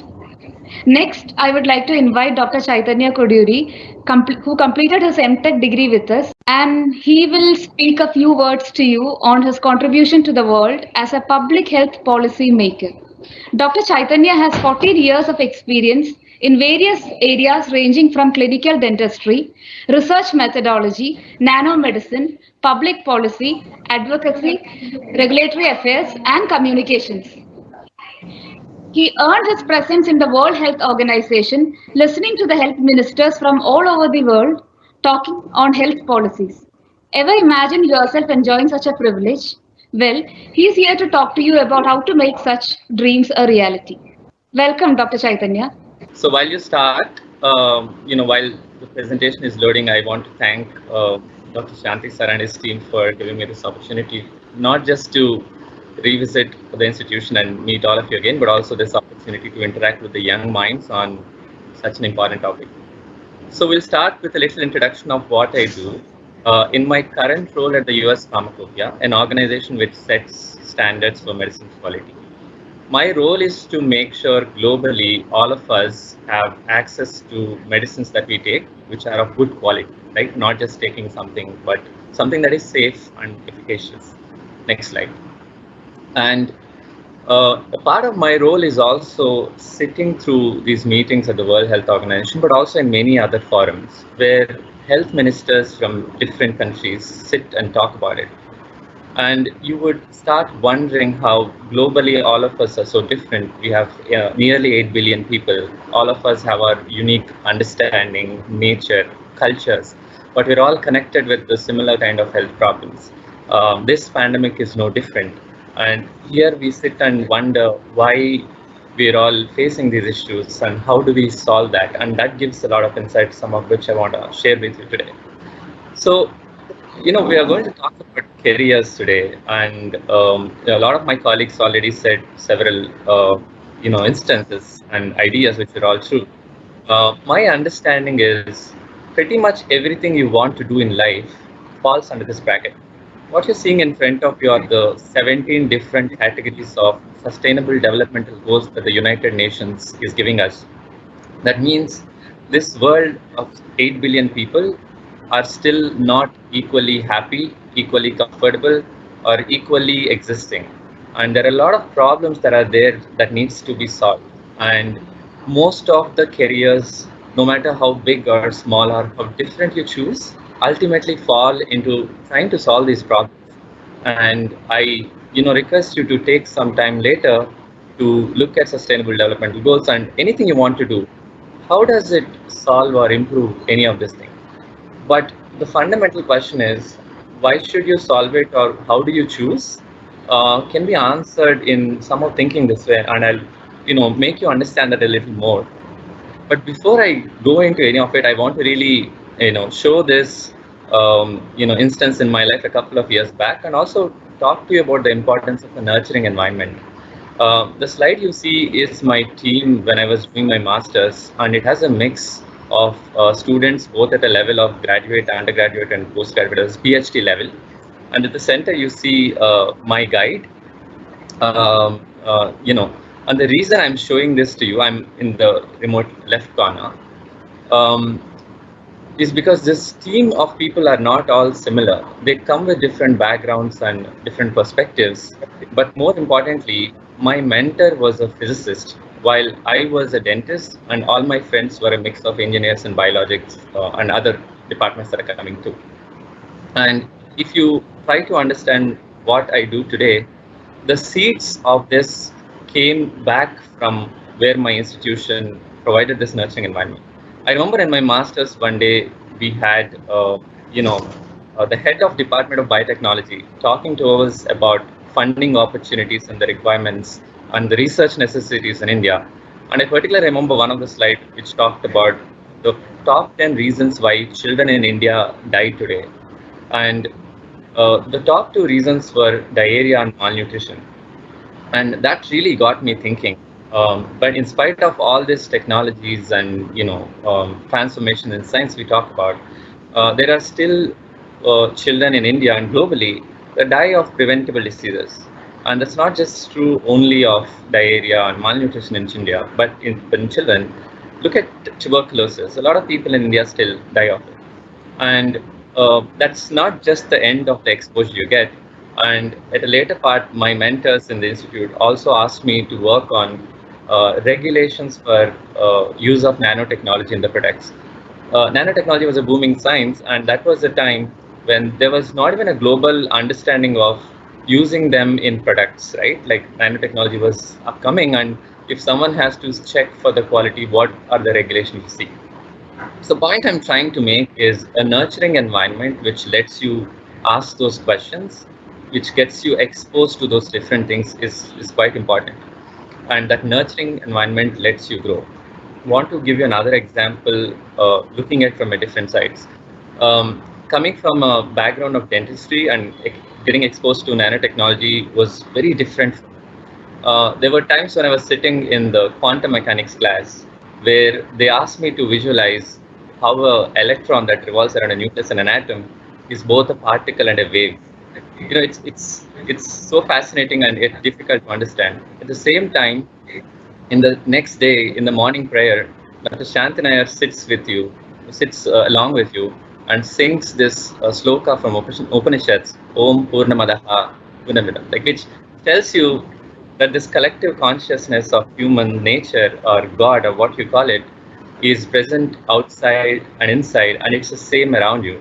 And that gives you a lot of confidence that you are made up of the same energy and supreme nature that surrounds you, and gives a fundamental understanding of what you learn in the classroom and you as a person in life are so similar, and you start, and that's the exposure I'm talking about.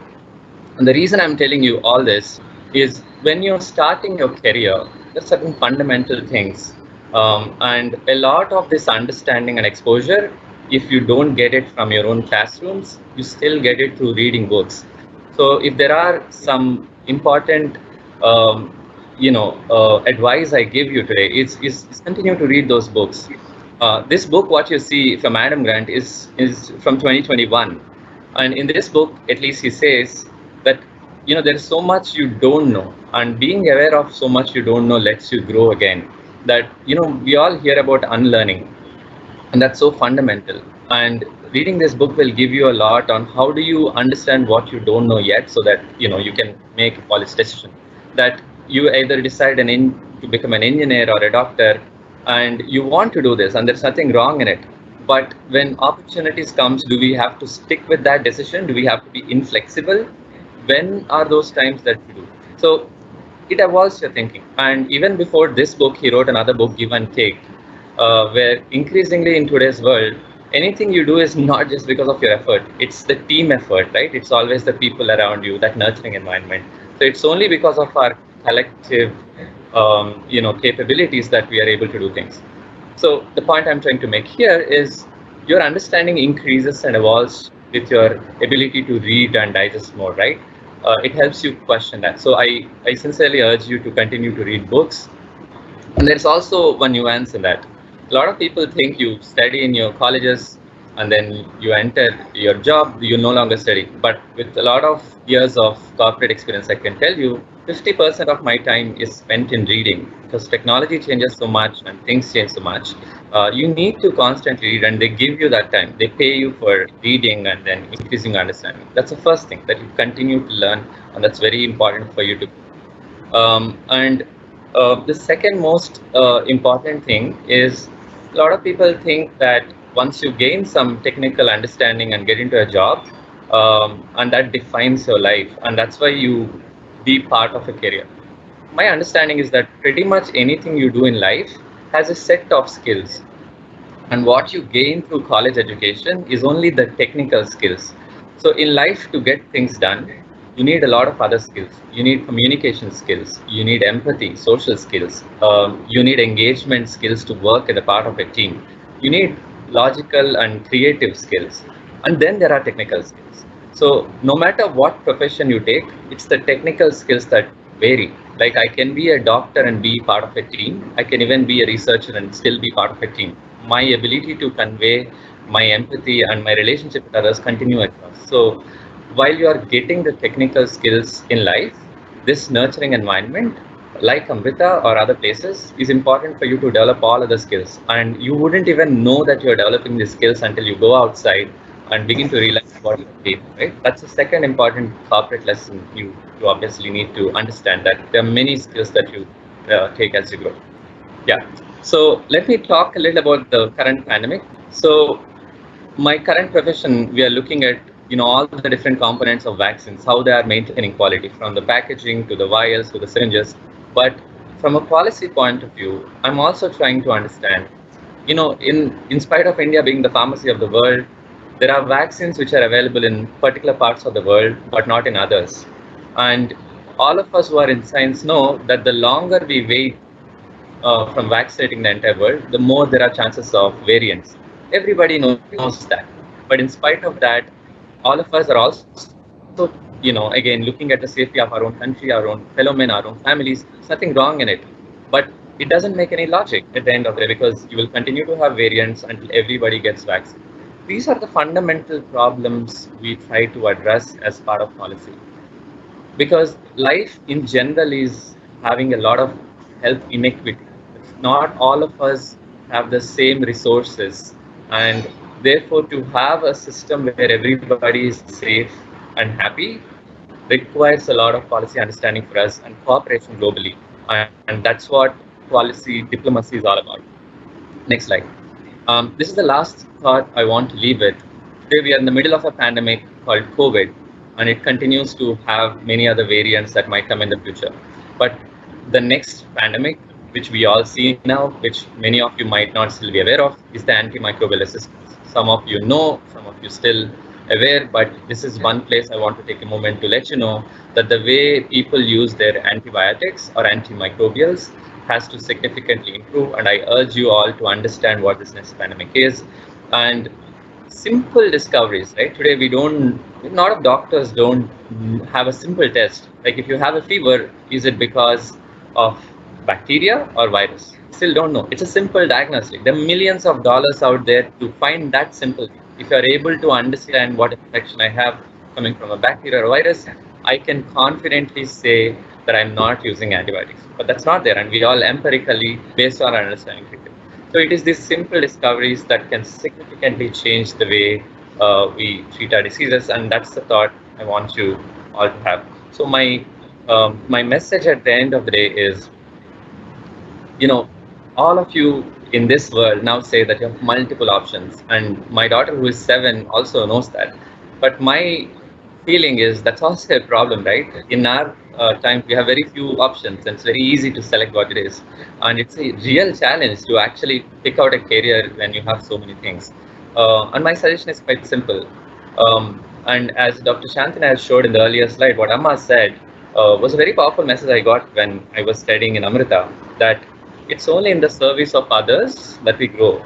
And that's how I grew. The moment I realized that there are these deaths which are preventable, and policy making makes a huge difference, and the moment I started to change any of those policies to improve lives, I automatically got a career, which is a strong message for all of you, that do not worry about yourself, worry about what issues this world has and try to change that. There's so many issues, as I told you. By improving those, by improving the lives of others, you automatically grow. You will be taken care of, and you have to strongly believe in it and work toward that collective comfort, right?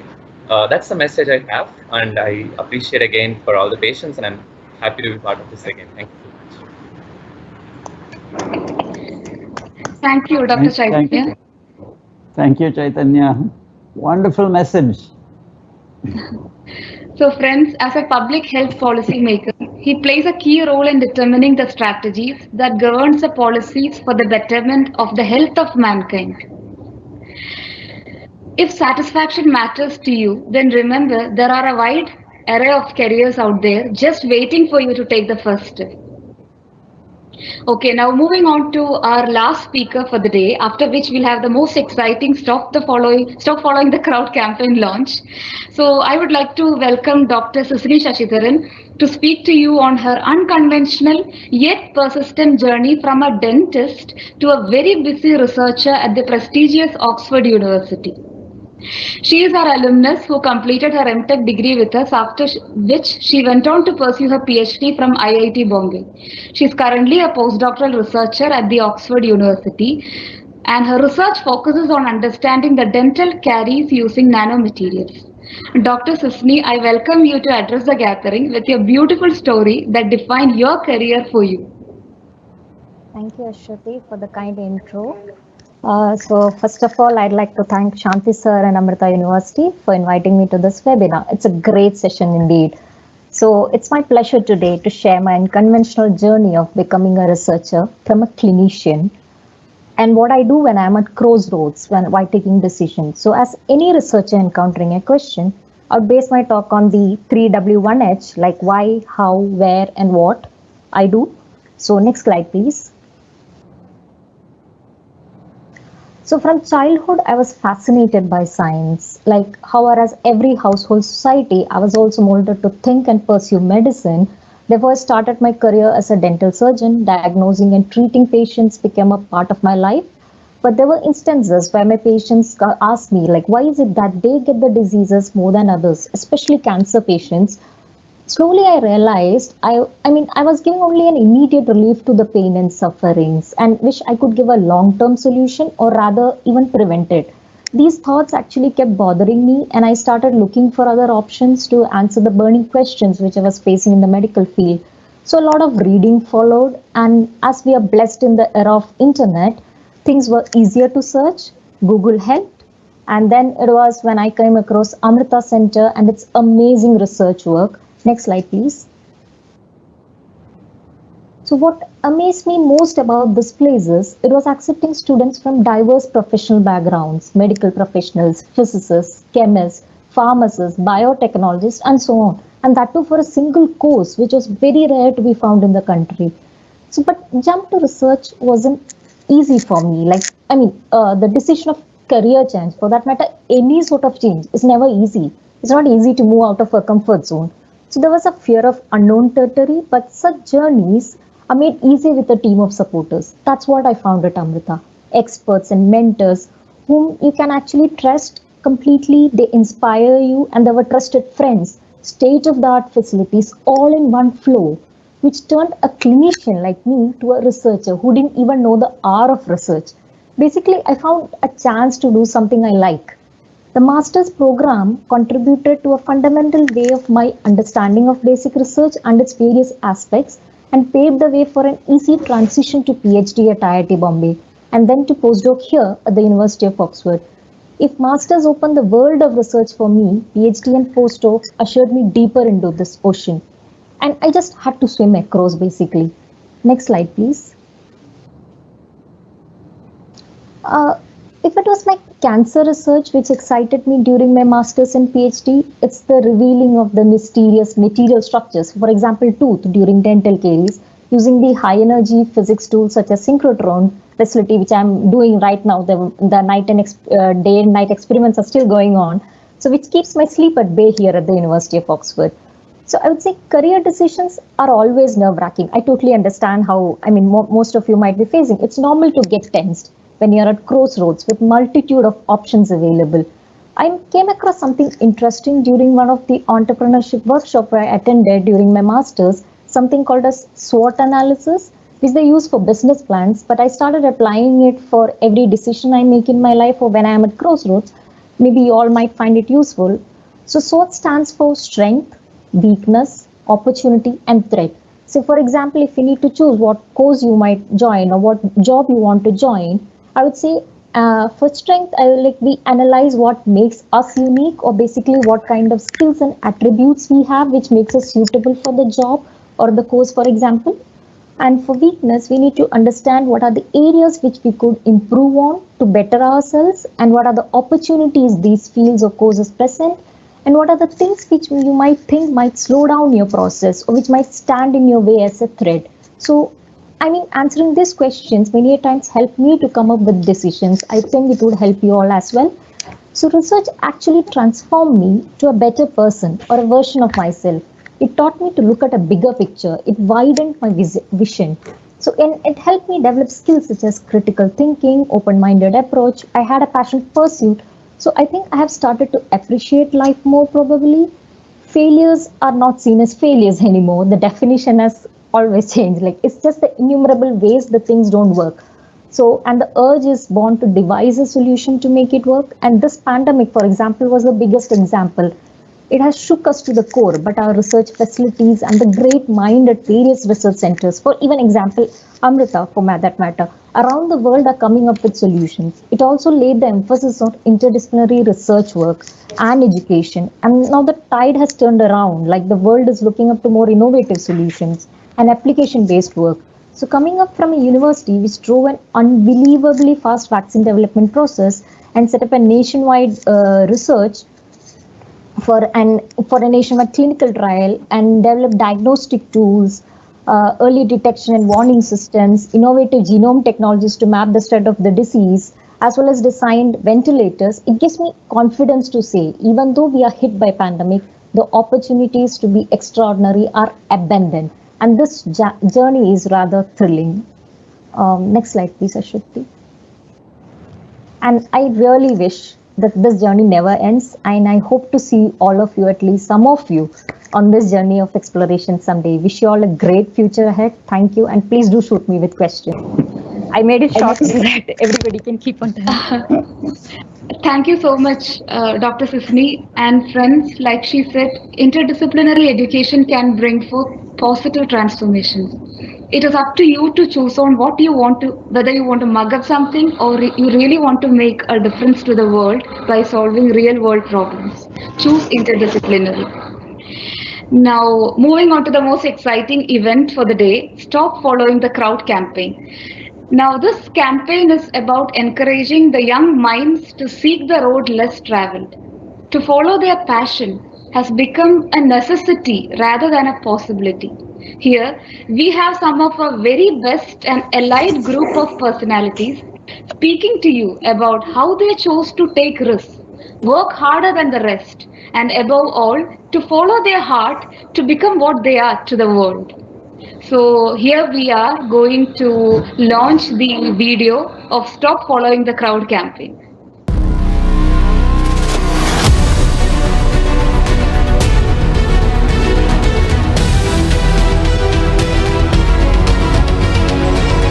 They say we take many cycles of birth and death before being born as human.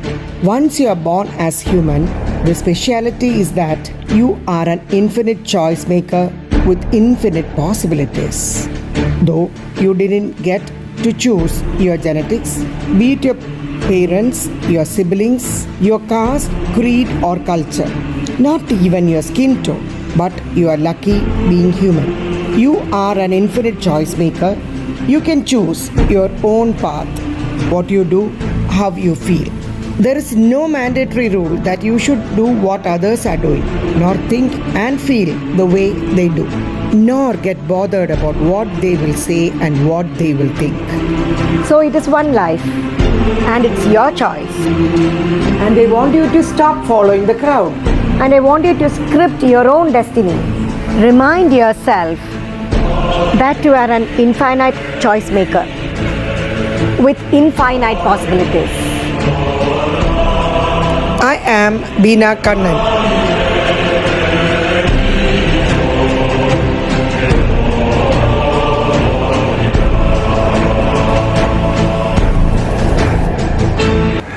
എല്ലാവർക്കും നമസ്കാരം. ദേശീയ crime records ബ്യൂറോയുടെ കണക്ക് പ്രകാരം ഇന്ത്യയിലെ ഓരോ മണിക്കൂറിലും ഒരു വിദ്യാർത്ഥി ആത്മഹത്യ ചെയ്യുന്നുണ്ട്. അതിനു പിന്നിലെ പ്രധാന കാരണമാകട്ടെ വിവിധ എൻട്രൻസ് പരീക്ഷകൾ പ്രതീക്ഷിച്ച് വിജയം കൈവരിച്ച് ഒരു മെഡിക്കൽ എഞ്ചിനീയറിംഗ് സീറ്റ് ലഭിക്കാതെ പോകുന്നതിൻ്റെ നിരാശയും. ലോകമൊട്ടാകെ കോവിഡിനോട് പൊരുതി ജീവൻ നിലനിർത്താൻ ശ്രമിക്കുന്ന ഈ സമയത്ത് പോലും ഈ അവസ്ഥയ്ക്ക് ഒരു മാറ്റമുണ്ടായിട്ടില്ല എന്നുള്ളത് ഏറെ ദുഃഖകരമാണ്. ഈ അവസ്ഥയ്ക്ക് ഒരു മാറ്റം വരണമെങ്കിൽ ജീവിത വിജയം കൈവരിക്കാൻ ലോകം കാഴ്ചവെക്കുന്ന മറ്റനേകം അവസരങ്ങളെക്കുറിച്ചുള്ള നമ്മുടെ പുതുതലമുറയെ അറിയിക്കുവാനുള്ള ഒരു ശ്രമമാണ്. ആ ശ്രമം ഇവിടെ ഇന്ന് ആരംഭിക്കാം. Amrita centre for nanoscience and molecular മെഡിസിൻസിൻ്റെ കൂടെ ഞാനും പങ്കുചേരുകയാണ്. സ്റ്റോപ്പ് ഫോളോയിങ് ദ ക്രൗഡ് എന്ന ഹാഷ്ടാഗ് ക്യാമ്പയിനിങ്ങിൽ പങ്കെടുത്ത് ഈ ശ്രമം വിജയിപ്പിക്കാൻ നിങ്ങളും ഉണ്ടാവുമല്ലോ. ആൾക്കൂട്ടത്തെ പിന്തുടരാതിരിക്കുക. എനിക്കതിന് സാധിച്ചുവെങ്കിൽ നിങ്ങൾക്കും സാധിക്കും. Stop following the crowd. Hello everyone, I'm extremely happy to be part of Stop Following the Crowd campaign organized by Amrita Center for Nanosciences and Molecular Medicine. You can achieve anything as long as you have the drive, focus, and most importantly, passion. Let us join together to encourage the young minds of our nation to follow their passion and to seek the roads less traveled. I am happy to officially launch Stop Following the Crowd campaign. Together, let us make a difference. जैसे तुझको बनाया गया है मेरे लिए, तू अब से पहले सितारों में बस रही थी कहीं, तू अब से पहले सितारों में बस रही थी कहीं।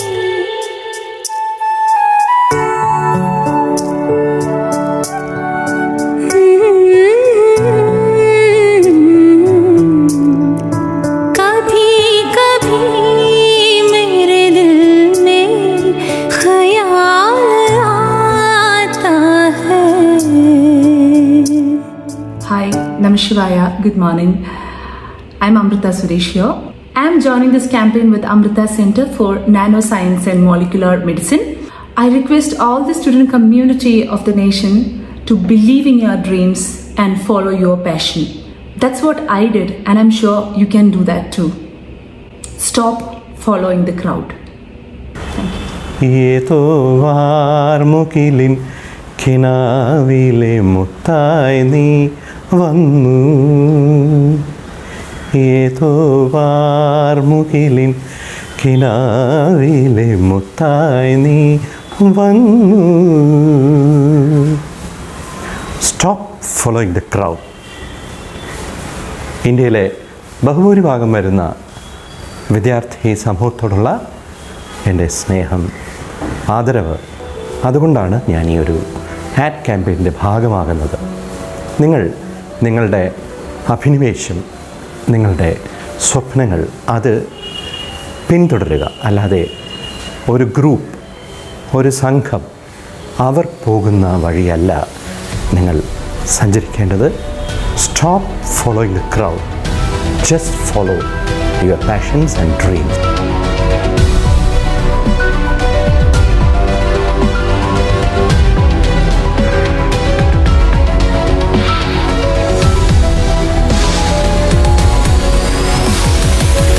So I hope this made your day, and our special thanks to Srimati Beena Kannan, Shri G. Venugopal, Shri Vidya Undi, Srimati Amrita Suresh, and Shri Kailash, and many other celebrities who have joined and who are joining this campaign out of their immense love and respect for the student community of our country.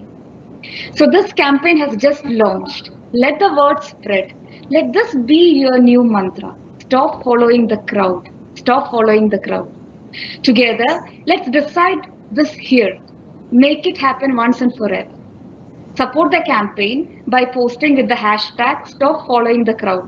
Now, I know that you're all very active in your social media, Facebook, YouTube, WhatsApp, status, and whatnot.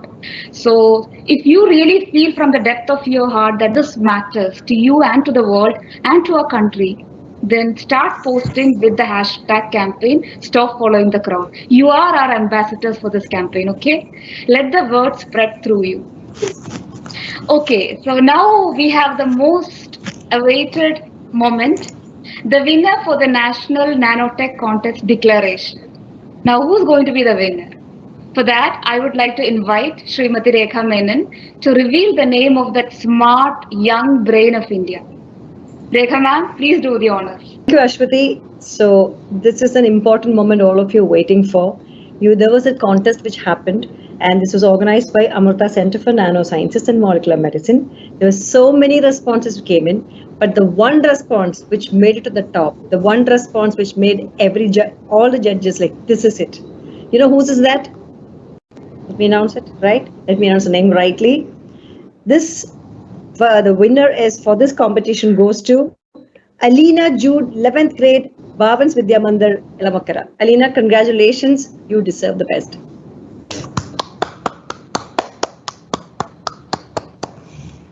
Okay. So congrats, Miss Alina Ju. We are proud of you. And now that you have answered this question so well, it's not an easy question. It wasn't an easy question. It was a tricky question. And the panel, the rigorous panel selected your question. And someday we hope to meet you here at Amrita Center for Nanoscience and Molecular Medicine as a nanoscientist, one among us. Okay? See you soon. And now we would like to extend our warm regards and congratulations to the wonderful leader of Bhavans Vidya Mandir Elamakara and the Sahodaya group of schools, and a very smart woman and a very smart lady I'm fortunate to have met, Miss Sunita, the principal of Bhavans Elamakara. Sunita ma'am. Thank you Ashwati. Thank you. Wow, it is a very pleasant surprise for Bhavans Vidya Mandir Elamakara. My hearty congratulations to Alina and the teacher in charge of this competition. And thank you for Amrita Vishwa Vidyapeetham for conducting such a competition of such a big magnitude and announcing the result in a big platform, virtual platform like this. Now I would like to say a few words to my students. Like I always encourage my children to tinker, because our school, I have been in 4 different schools of Bhavans Vidya Mandir, and in 2 schools I could start Atal Tinkering Lab, an initiative by Government of India, Niti Aayog. And I used to tell my children tinkering is a powerful form of learning by doing. Tinkering, what is tinkering? Tinkering is nothing so big. And when you do something, suppose when you are outside, when you are traveling, when you are doing something, you will observe or you will come across a lot of obstacles, some roadblocks. From there, you can start thinking about the solution, simple solutions for that. And that simple solutions you can try to implement. You can make it, you can make a small form of that, because you are in a school, you will not be able to do a big project out of it, but you can make a small project or you can design a project for that. And at the same time, I would like to suggest to my children about in this pandemic era, they are all confined to their houses, and in the houses they can generate a small space called as maker space. I was listening to all the speakers, and they all said the same thing, like a passion, you should go behind the passion. How to these school children, how will they identify their passion? That is a big question. So what they have to do is, I felt, while listening to you all, I felt they can make a small corner space as maker space. There they can have all sorts of things, like starting from cardboard, masking tape, gum, and some higher class children, they can have some electronic items, mechanical tools like a screwdriver, spanner, pipe wrench, all those things they can have, and they can work on that. When they work on that, they will realize some items they are unable to do. They can try and they can all sorts of things, and starting from electronics to paper craft, they should have it in there. Paint, they can have that. So slowly they will try to figure out their passion, in which area they are little more interested. Like that they can develop their passion. And you know that the secret of life is passion. Passion is, they should follow their passion. And in the higher studies, +2 level, and after the +2 level, they can take one step forward, and there the passion will be becoming fruitful there, And for the parents and for the teachers, what I would like to suggest is, quarter century ago, tinkering, engineering devices and make things happen in classrooms was the norm. But today, all the schools are encouraging inquisitive learning, experiential learning, critical thinking, etc. in their curriculum. And these children, in the past few years. In the past few years means about 10 years from a decade ago.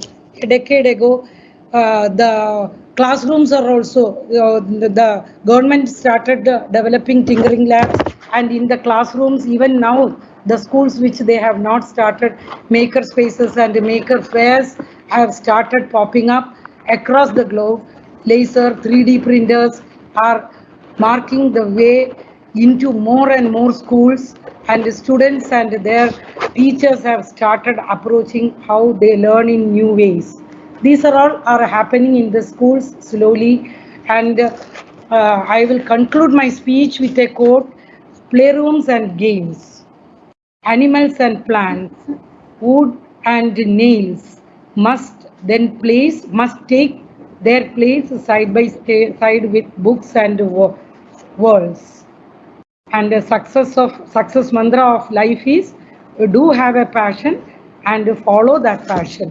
Children, namaste, and I would like to thank Dr. Shanti Kumar V. Nair sir and all the panelists, and a special thanks to Ashwati for giving me an opportunity to talk in this elite forum.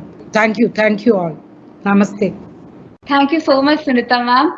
So now we are going to start our interactive session, and lot of students have posted their questions addressed to each of our wonderful delegates, and still a lot more are posting their questions. Keep posting. And now, Shanti sir, the first question is to you.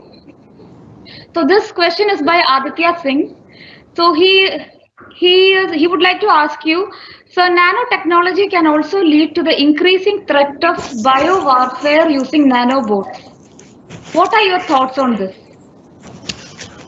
Yeah, I mentioned that, I alluded to that, side by side with positive benefits of any new technology, there's also the collateral damage. Everything goes together. When you develop a new drug, it'll, like for example, a chemo drug, it'll kill a lot of cancer cells and it may kill a lot of good cells. What we always try to do in any technology is to optimize the technology such that the benefit far outweighs the damage. This is always a challenge, sometimes I know, and we struggle with it. We struggle with it in medicine, we struggle with it in other technologies.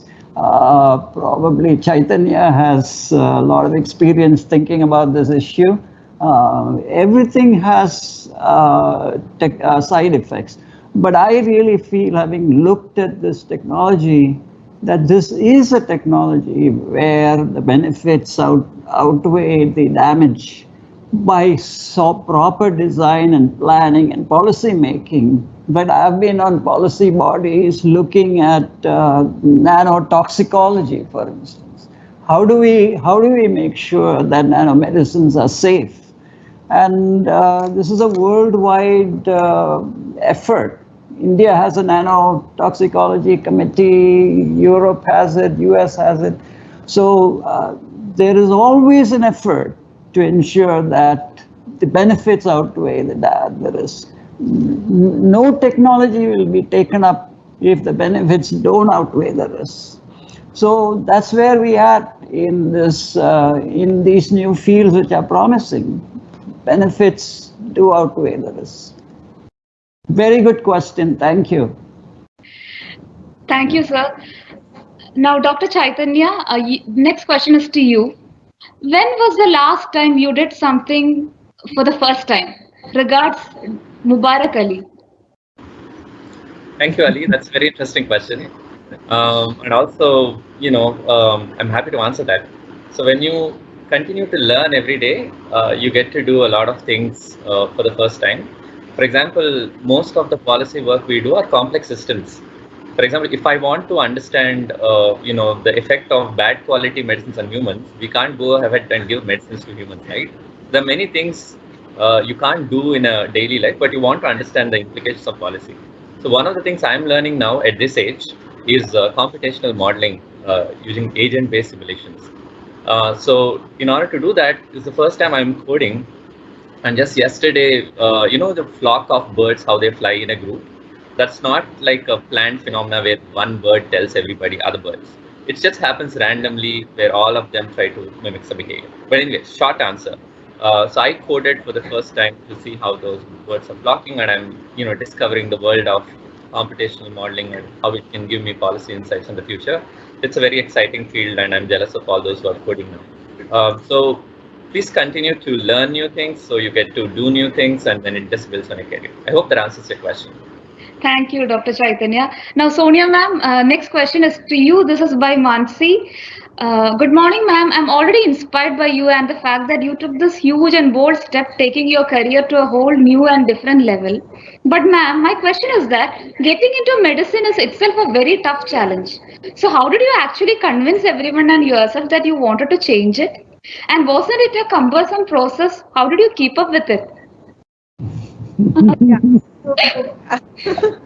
I didn't have to really convince anybody, because I had already practiced medicine for a few years, and of course my family did suggest that why don't you go for a clinical post-graduation or look into that. But thankfully, I always had the support of my family and the belief that whatever I do, I'll ultimately be good at it or whatever, or follow my heart. But one thing is always there, because I am a doctor. I can, I always believe in trying out new things. So, and even if I fail, I can always come back, to practicing. So it's so that comfort level for me is always there. Although I take risk, and although I keep jumping every 3-4 years to try a new thing or a new path, but at my heart, I know that I can always come back to practicing medicine full time, anytime that I want. So yeah, I didn't really need to convince or take permission from anyone to change my career line, I would say. Okay. So thank you very much, ma'am. Now, Dr. Sisini, the next question is to you. So some of the students have not mentioned their names, so they are anonymous. Namaste, ma'am. I'm very interested in the field of neuroscience and want to pursue my career in this field, and I want to contribute to our world. I would like to know more about the opportunity exposure internationally availability in career opportunity. Career opportunities available. Okay, and I'm not addressing the question just for the neuroscience. Like, there are immense opportunities if you have research, if you're going into a research field, like you have like postdoc opportunities, you can go to industries, or you can go to, say, as per Sir mentioned, we can go to even for intellectual property rights, patent writing, scientific writing, illustrator jobs. Like, the opportunities are immense in field of research. And if you say how to approach it, I would say like you can start looking out for options, like for advertisements, and start choosing your journey from the beginning. Like, if you are aiming for a particular position, for example, you need to understand what courses you need to take, and then align your align your goals and paths with respect to that, and take the courses accordingly. So in terms of, say, neuroscience, you can either be a neurologist, for example, or maybe a neuroscience research.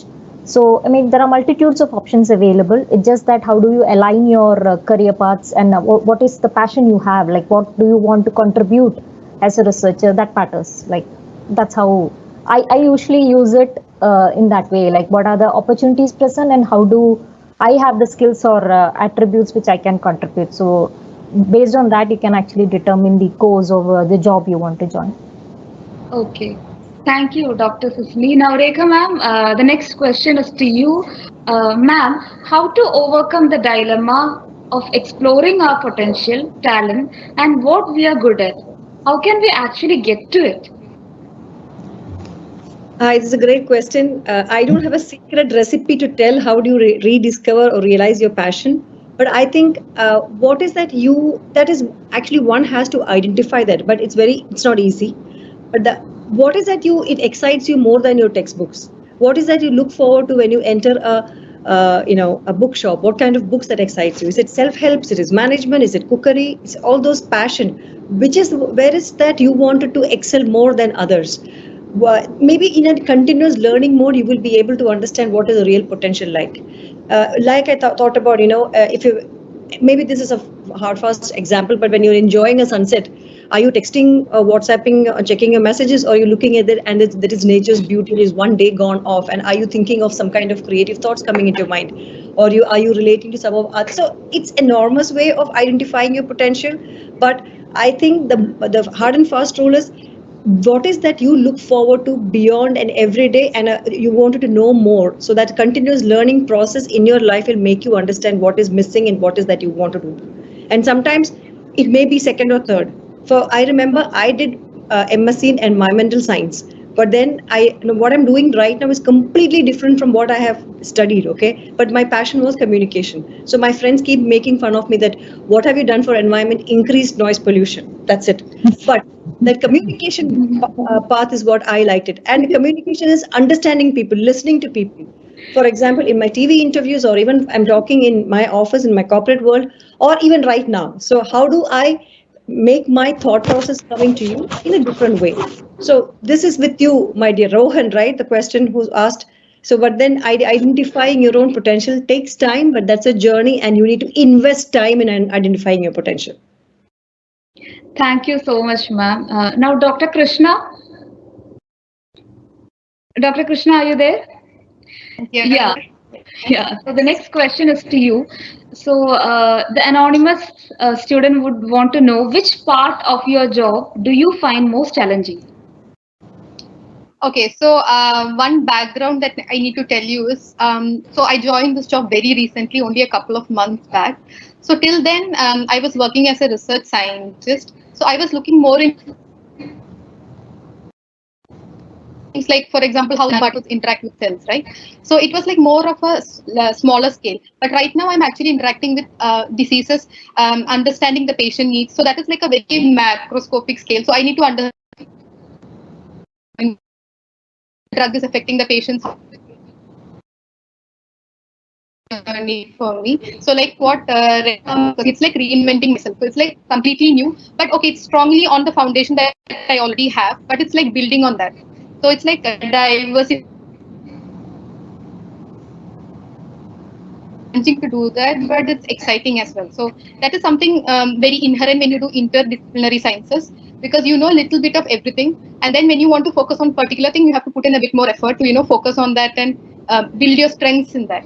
So that is something challenging, at the same time very exhilarating as well. So that is what I find. Okay, thank you very much, Dr. Krishna. Now, Shanti sir, this is from a parent, Sabu Thomas. How to make kids to dream about nanoscience? How do we dream about nanoscience? I think we should ask ourselves, how do we dream? I think one of the things that we have stopped doing in many ways is how to dream.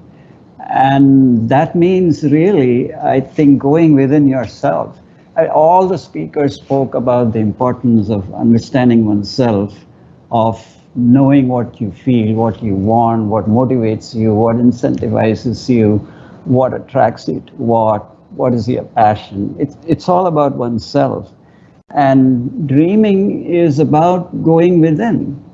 And I think unless you're able to go within, there are no dreams. You have to close your eyes so you can dream. So it's a sort of a meditative process, of self-reflection. And I think if you get into the habit of understanding yourself better, of exploring who you are, what clicks for you, etc., dreams will flow. Dreams will just simply flow. We block the dreams because we don't allow us to get inside ourselves and appreciate who we are and not only what are our strengths, but what are our limitations, because all of us have both.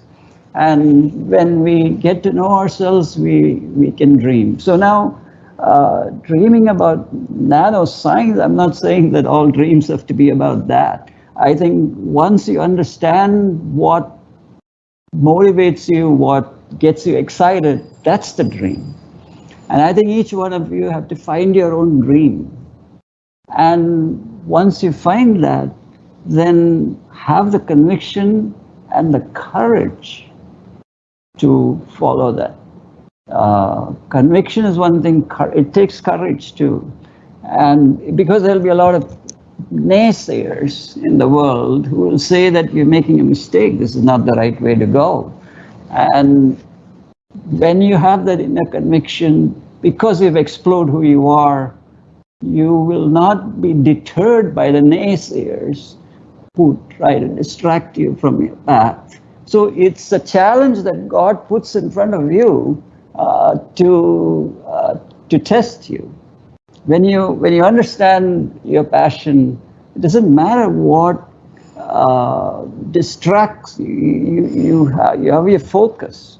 I'm not saying don't listen to others, but don't let it bother you or affect you, so that you can follow your dreams. I hope that was not too long-winded. Thank you very much, sir. Now, Dr. Sisini, next question is to you. Ma'am, when is the right time in school to apply to Oxford and other elite universities? Okay. That actually goes, I mean, I would say if you are actually trying to pursue an undergraduate course in Oxford, for example, there are certain criteria which has to be met. Like there are like certain eligibility requirements which differs from each course to course. So for example, a course in say science, maybe you are applying for a bachelor's over here. You need to get somewhere around 90 to 95% based on your CBSE or ISE board exams. And then there are like different application process which goes through, and then there is an interview. But I would say just don't restrict to the name of the university. It doesn't matter at all. Like I joined at Amrita Center and I reached here because of that institute. But in our country, we had a lot of options available. Just don't go with the name of the university and select a course just based on that. Like we don't explore our country so much with related to the options available. We just restrict to like, say maybe like this particular course is available near to our home. We just go there. We don't explore much. I go to explore like, because people have now Google at their disposal. Let's use Google for at least to understand what are the options available. We didn't have much of those kind of options available when I was at a school. Like I just wish I was born in this era where you actually can get to see what are the options available. So just explore what is available and see whether like this like the options available suits you the most. That's most important rather than choosing for a university name. I mean, being a part of this university, I'm saying it because I know what are the options available here and what's there in the country. Like, because I would say that Amrita had that much options available that everything in one floor, it's very difficult to get even in such a large university like Oxford, for example. So, I mean, the most important thing is you have to go for a career which actually gives you an opportunity to interact with diverse people over there. That's a very important thing. What I learned after coming over here, it's like if you actually get to interact with diverse professionals or students from diverse backgrounds, it opens up new perspectives. So that's what is important. And like I know that in India, there are a lot of institutes which offer that. So just don't think that Oxford is the only one or maybe Harvard or Cambridge is the only one available. Don't limit yourself. And if you don't get to a particular course or you don't actually cross some goals of yours, it's okay to fail. Failure is the stepping stone to success. That's why people say that. Like, it's okay to fail. Just dream and keep your passions alive. Just don't give up easily. That's what I would like to say. Thank you, Dr. Sisini. Sonia ma'am, so the next question is to you. Sonia ma'am, are you there? Yeah, please tell me. Okay, so this question is from Aditi Singh. So she wants to know, ma'am, is ethical hacking a good career and what are the good courses? Well, ethical hacking, of course, because cybersecurity is a buzzword right now. You know, everybody is very particular about their data. Every company, every corporate is very concerned about their data, and there are people who are, it is at risk. So ethical hackers are paid really well to protect a company's information, their data and all these things. And what better than you getting paid for doing that.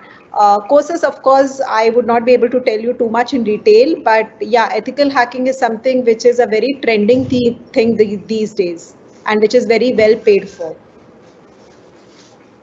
Thank you very much.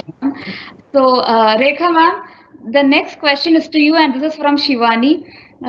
So she says, ma'am, I'm a 10th grader. You motivated me a lot through this session. Ma'am, I would want to know, when did you felt for the first time you became something in your life? Thank you, Shivani, for this beautiful question.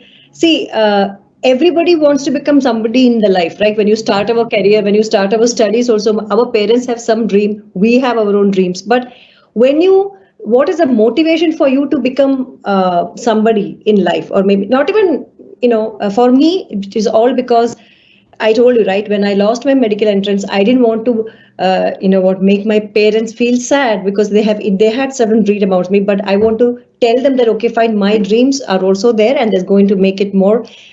I want to make them proud.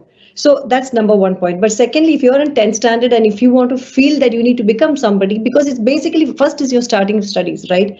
Ensuring all these eminent personalities, what they told today, how to bring in that element of positivity, the motivational factors, learning from the failures, ensuring the growth and moving out of your comfort zone. Yes, I do have 12th, then I'll move into this college, then I'll just study, then I'll just get to this job.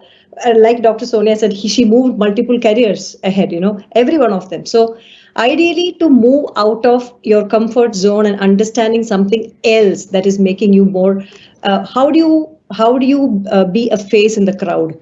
It can be on it. I'm not talking that everybody has to be on television to make people understand, but these kind of smaller things which can make you. So that's also the question and answer lies with you, where making that special effort on what is that you will become, and never ever affect other people talk about you. They cannot judge you. You are the person to make your life successful.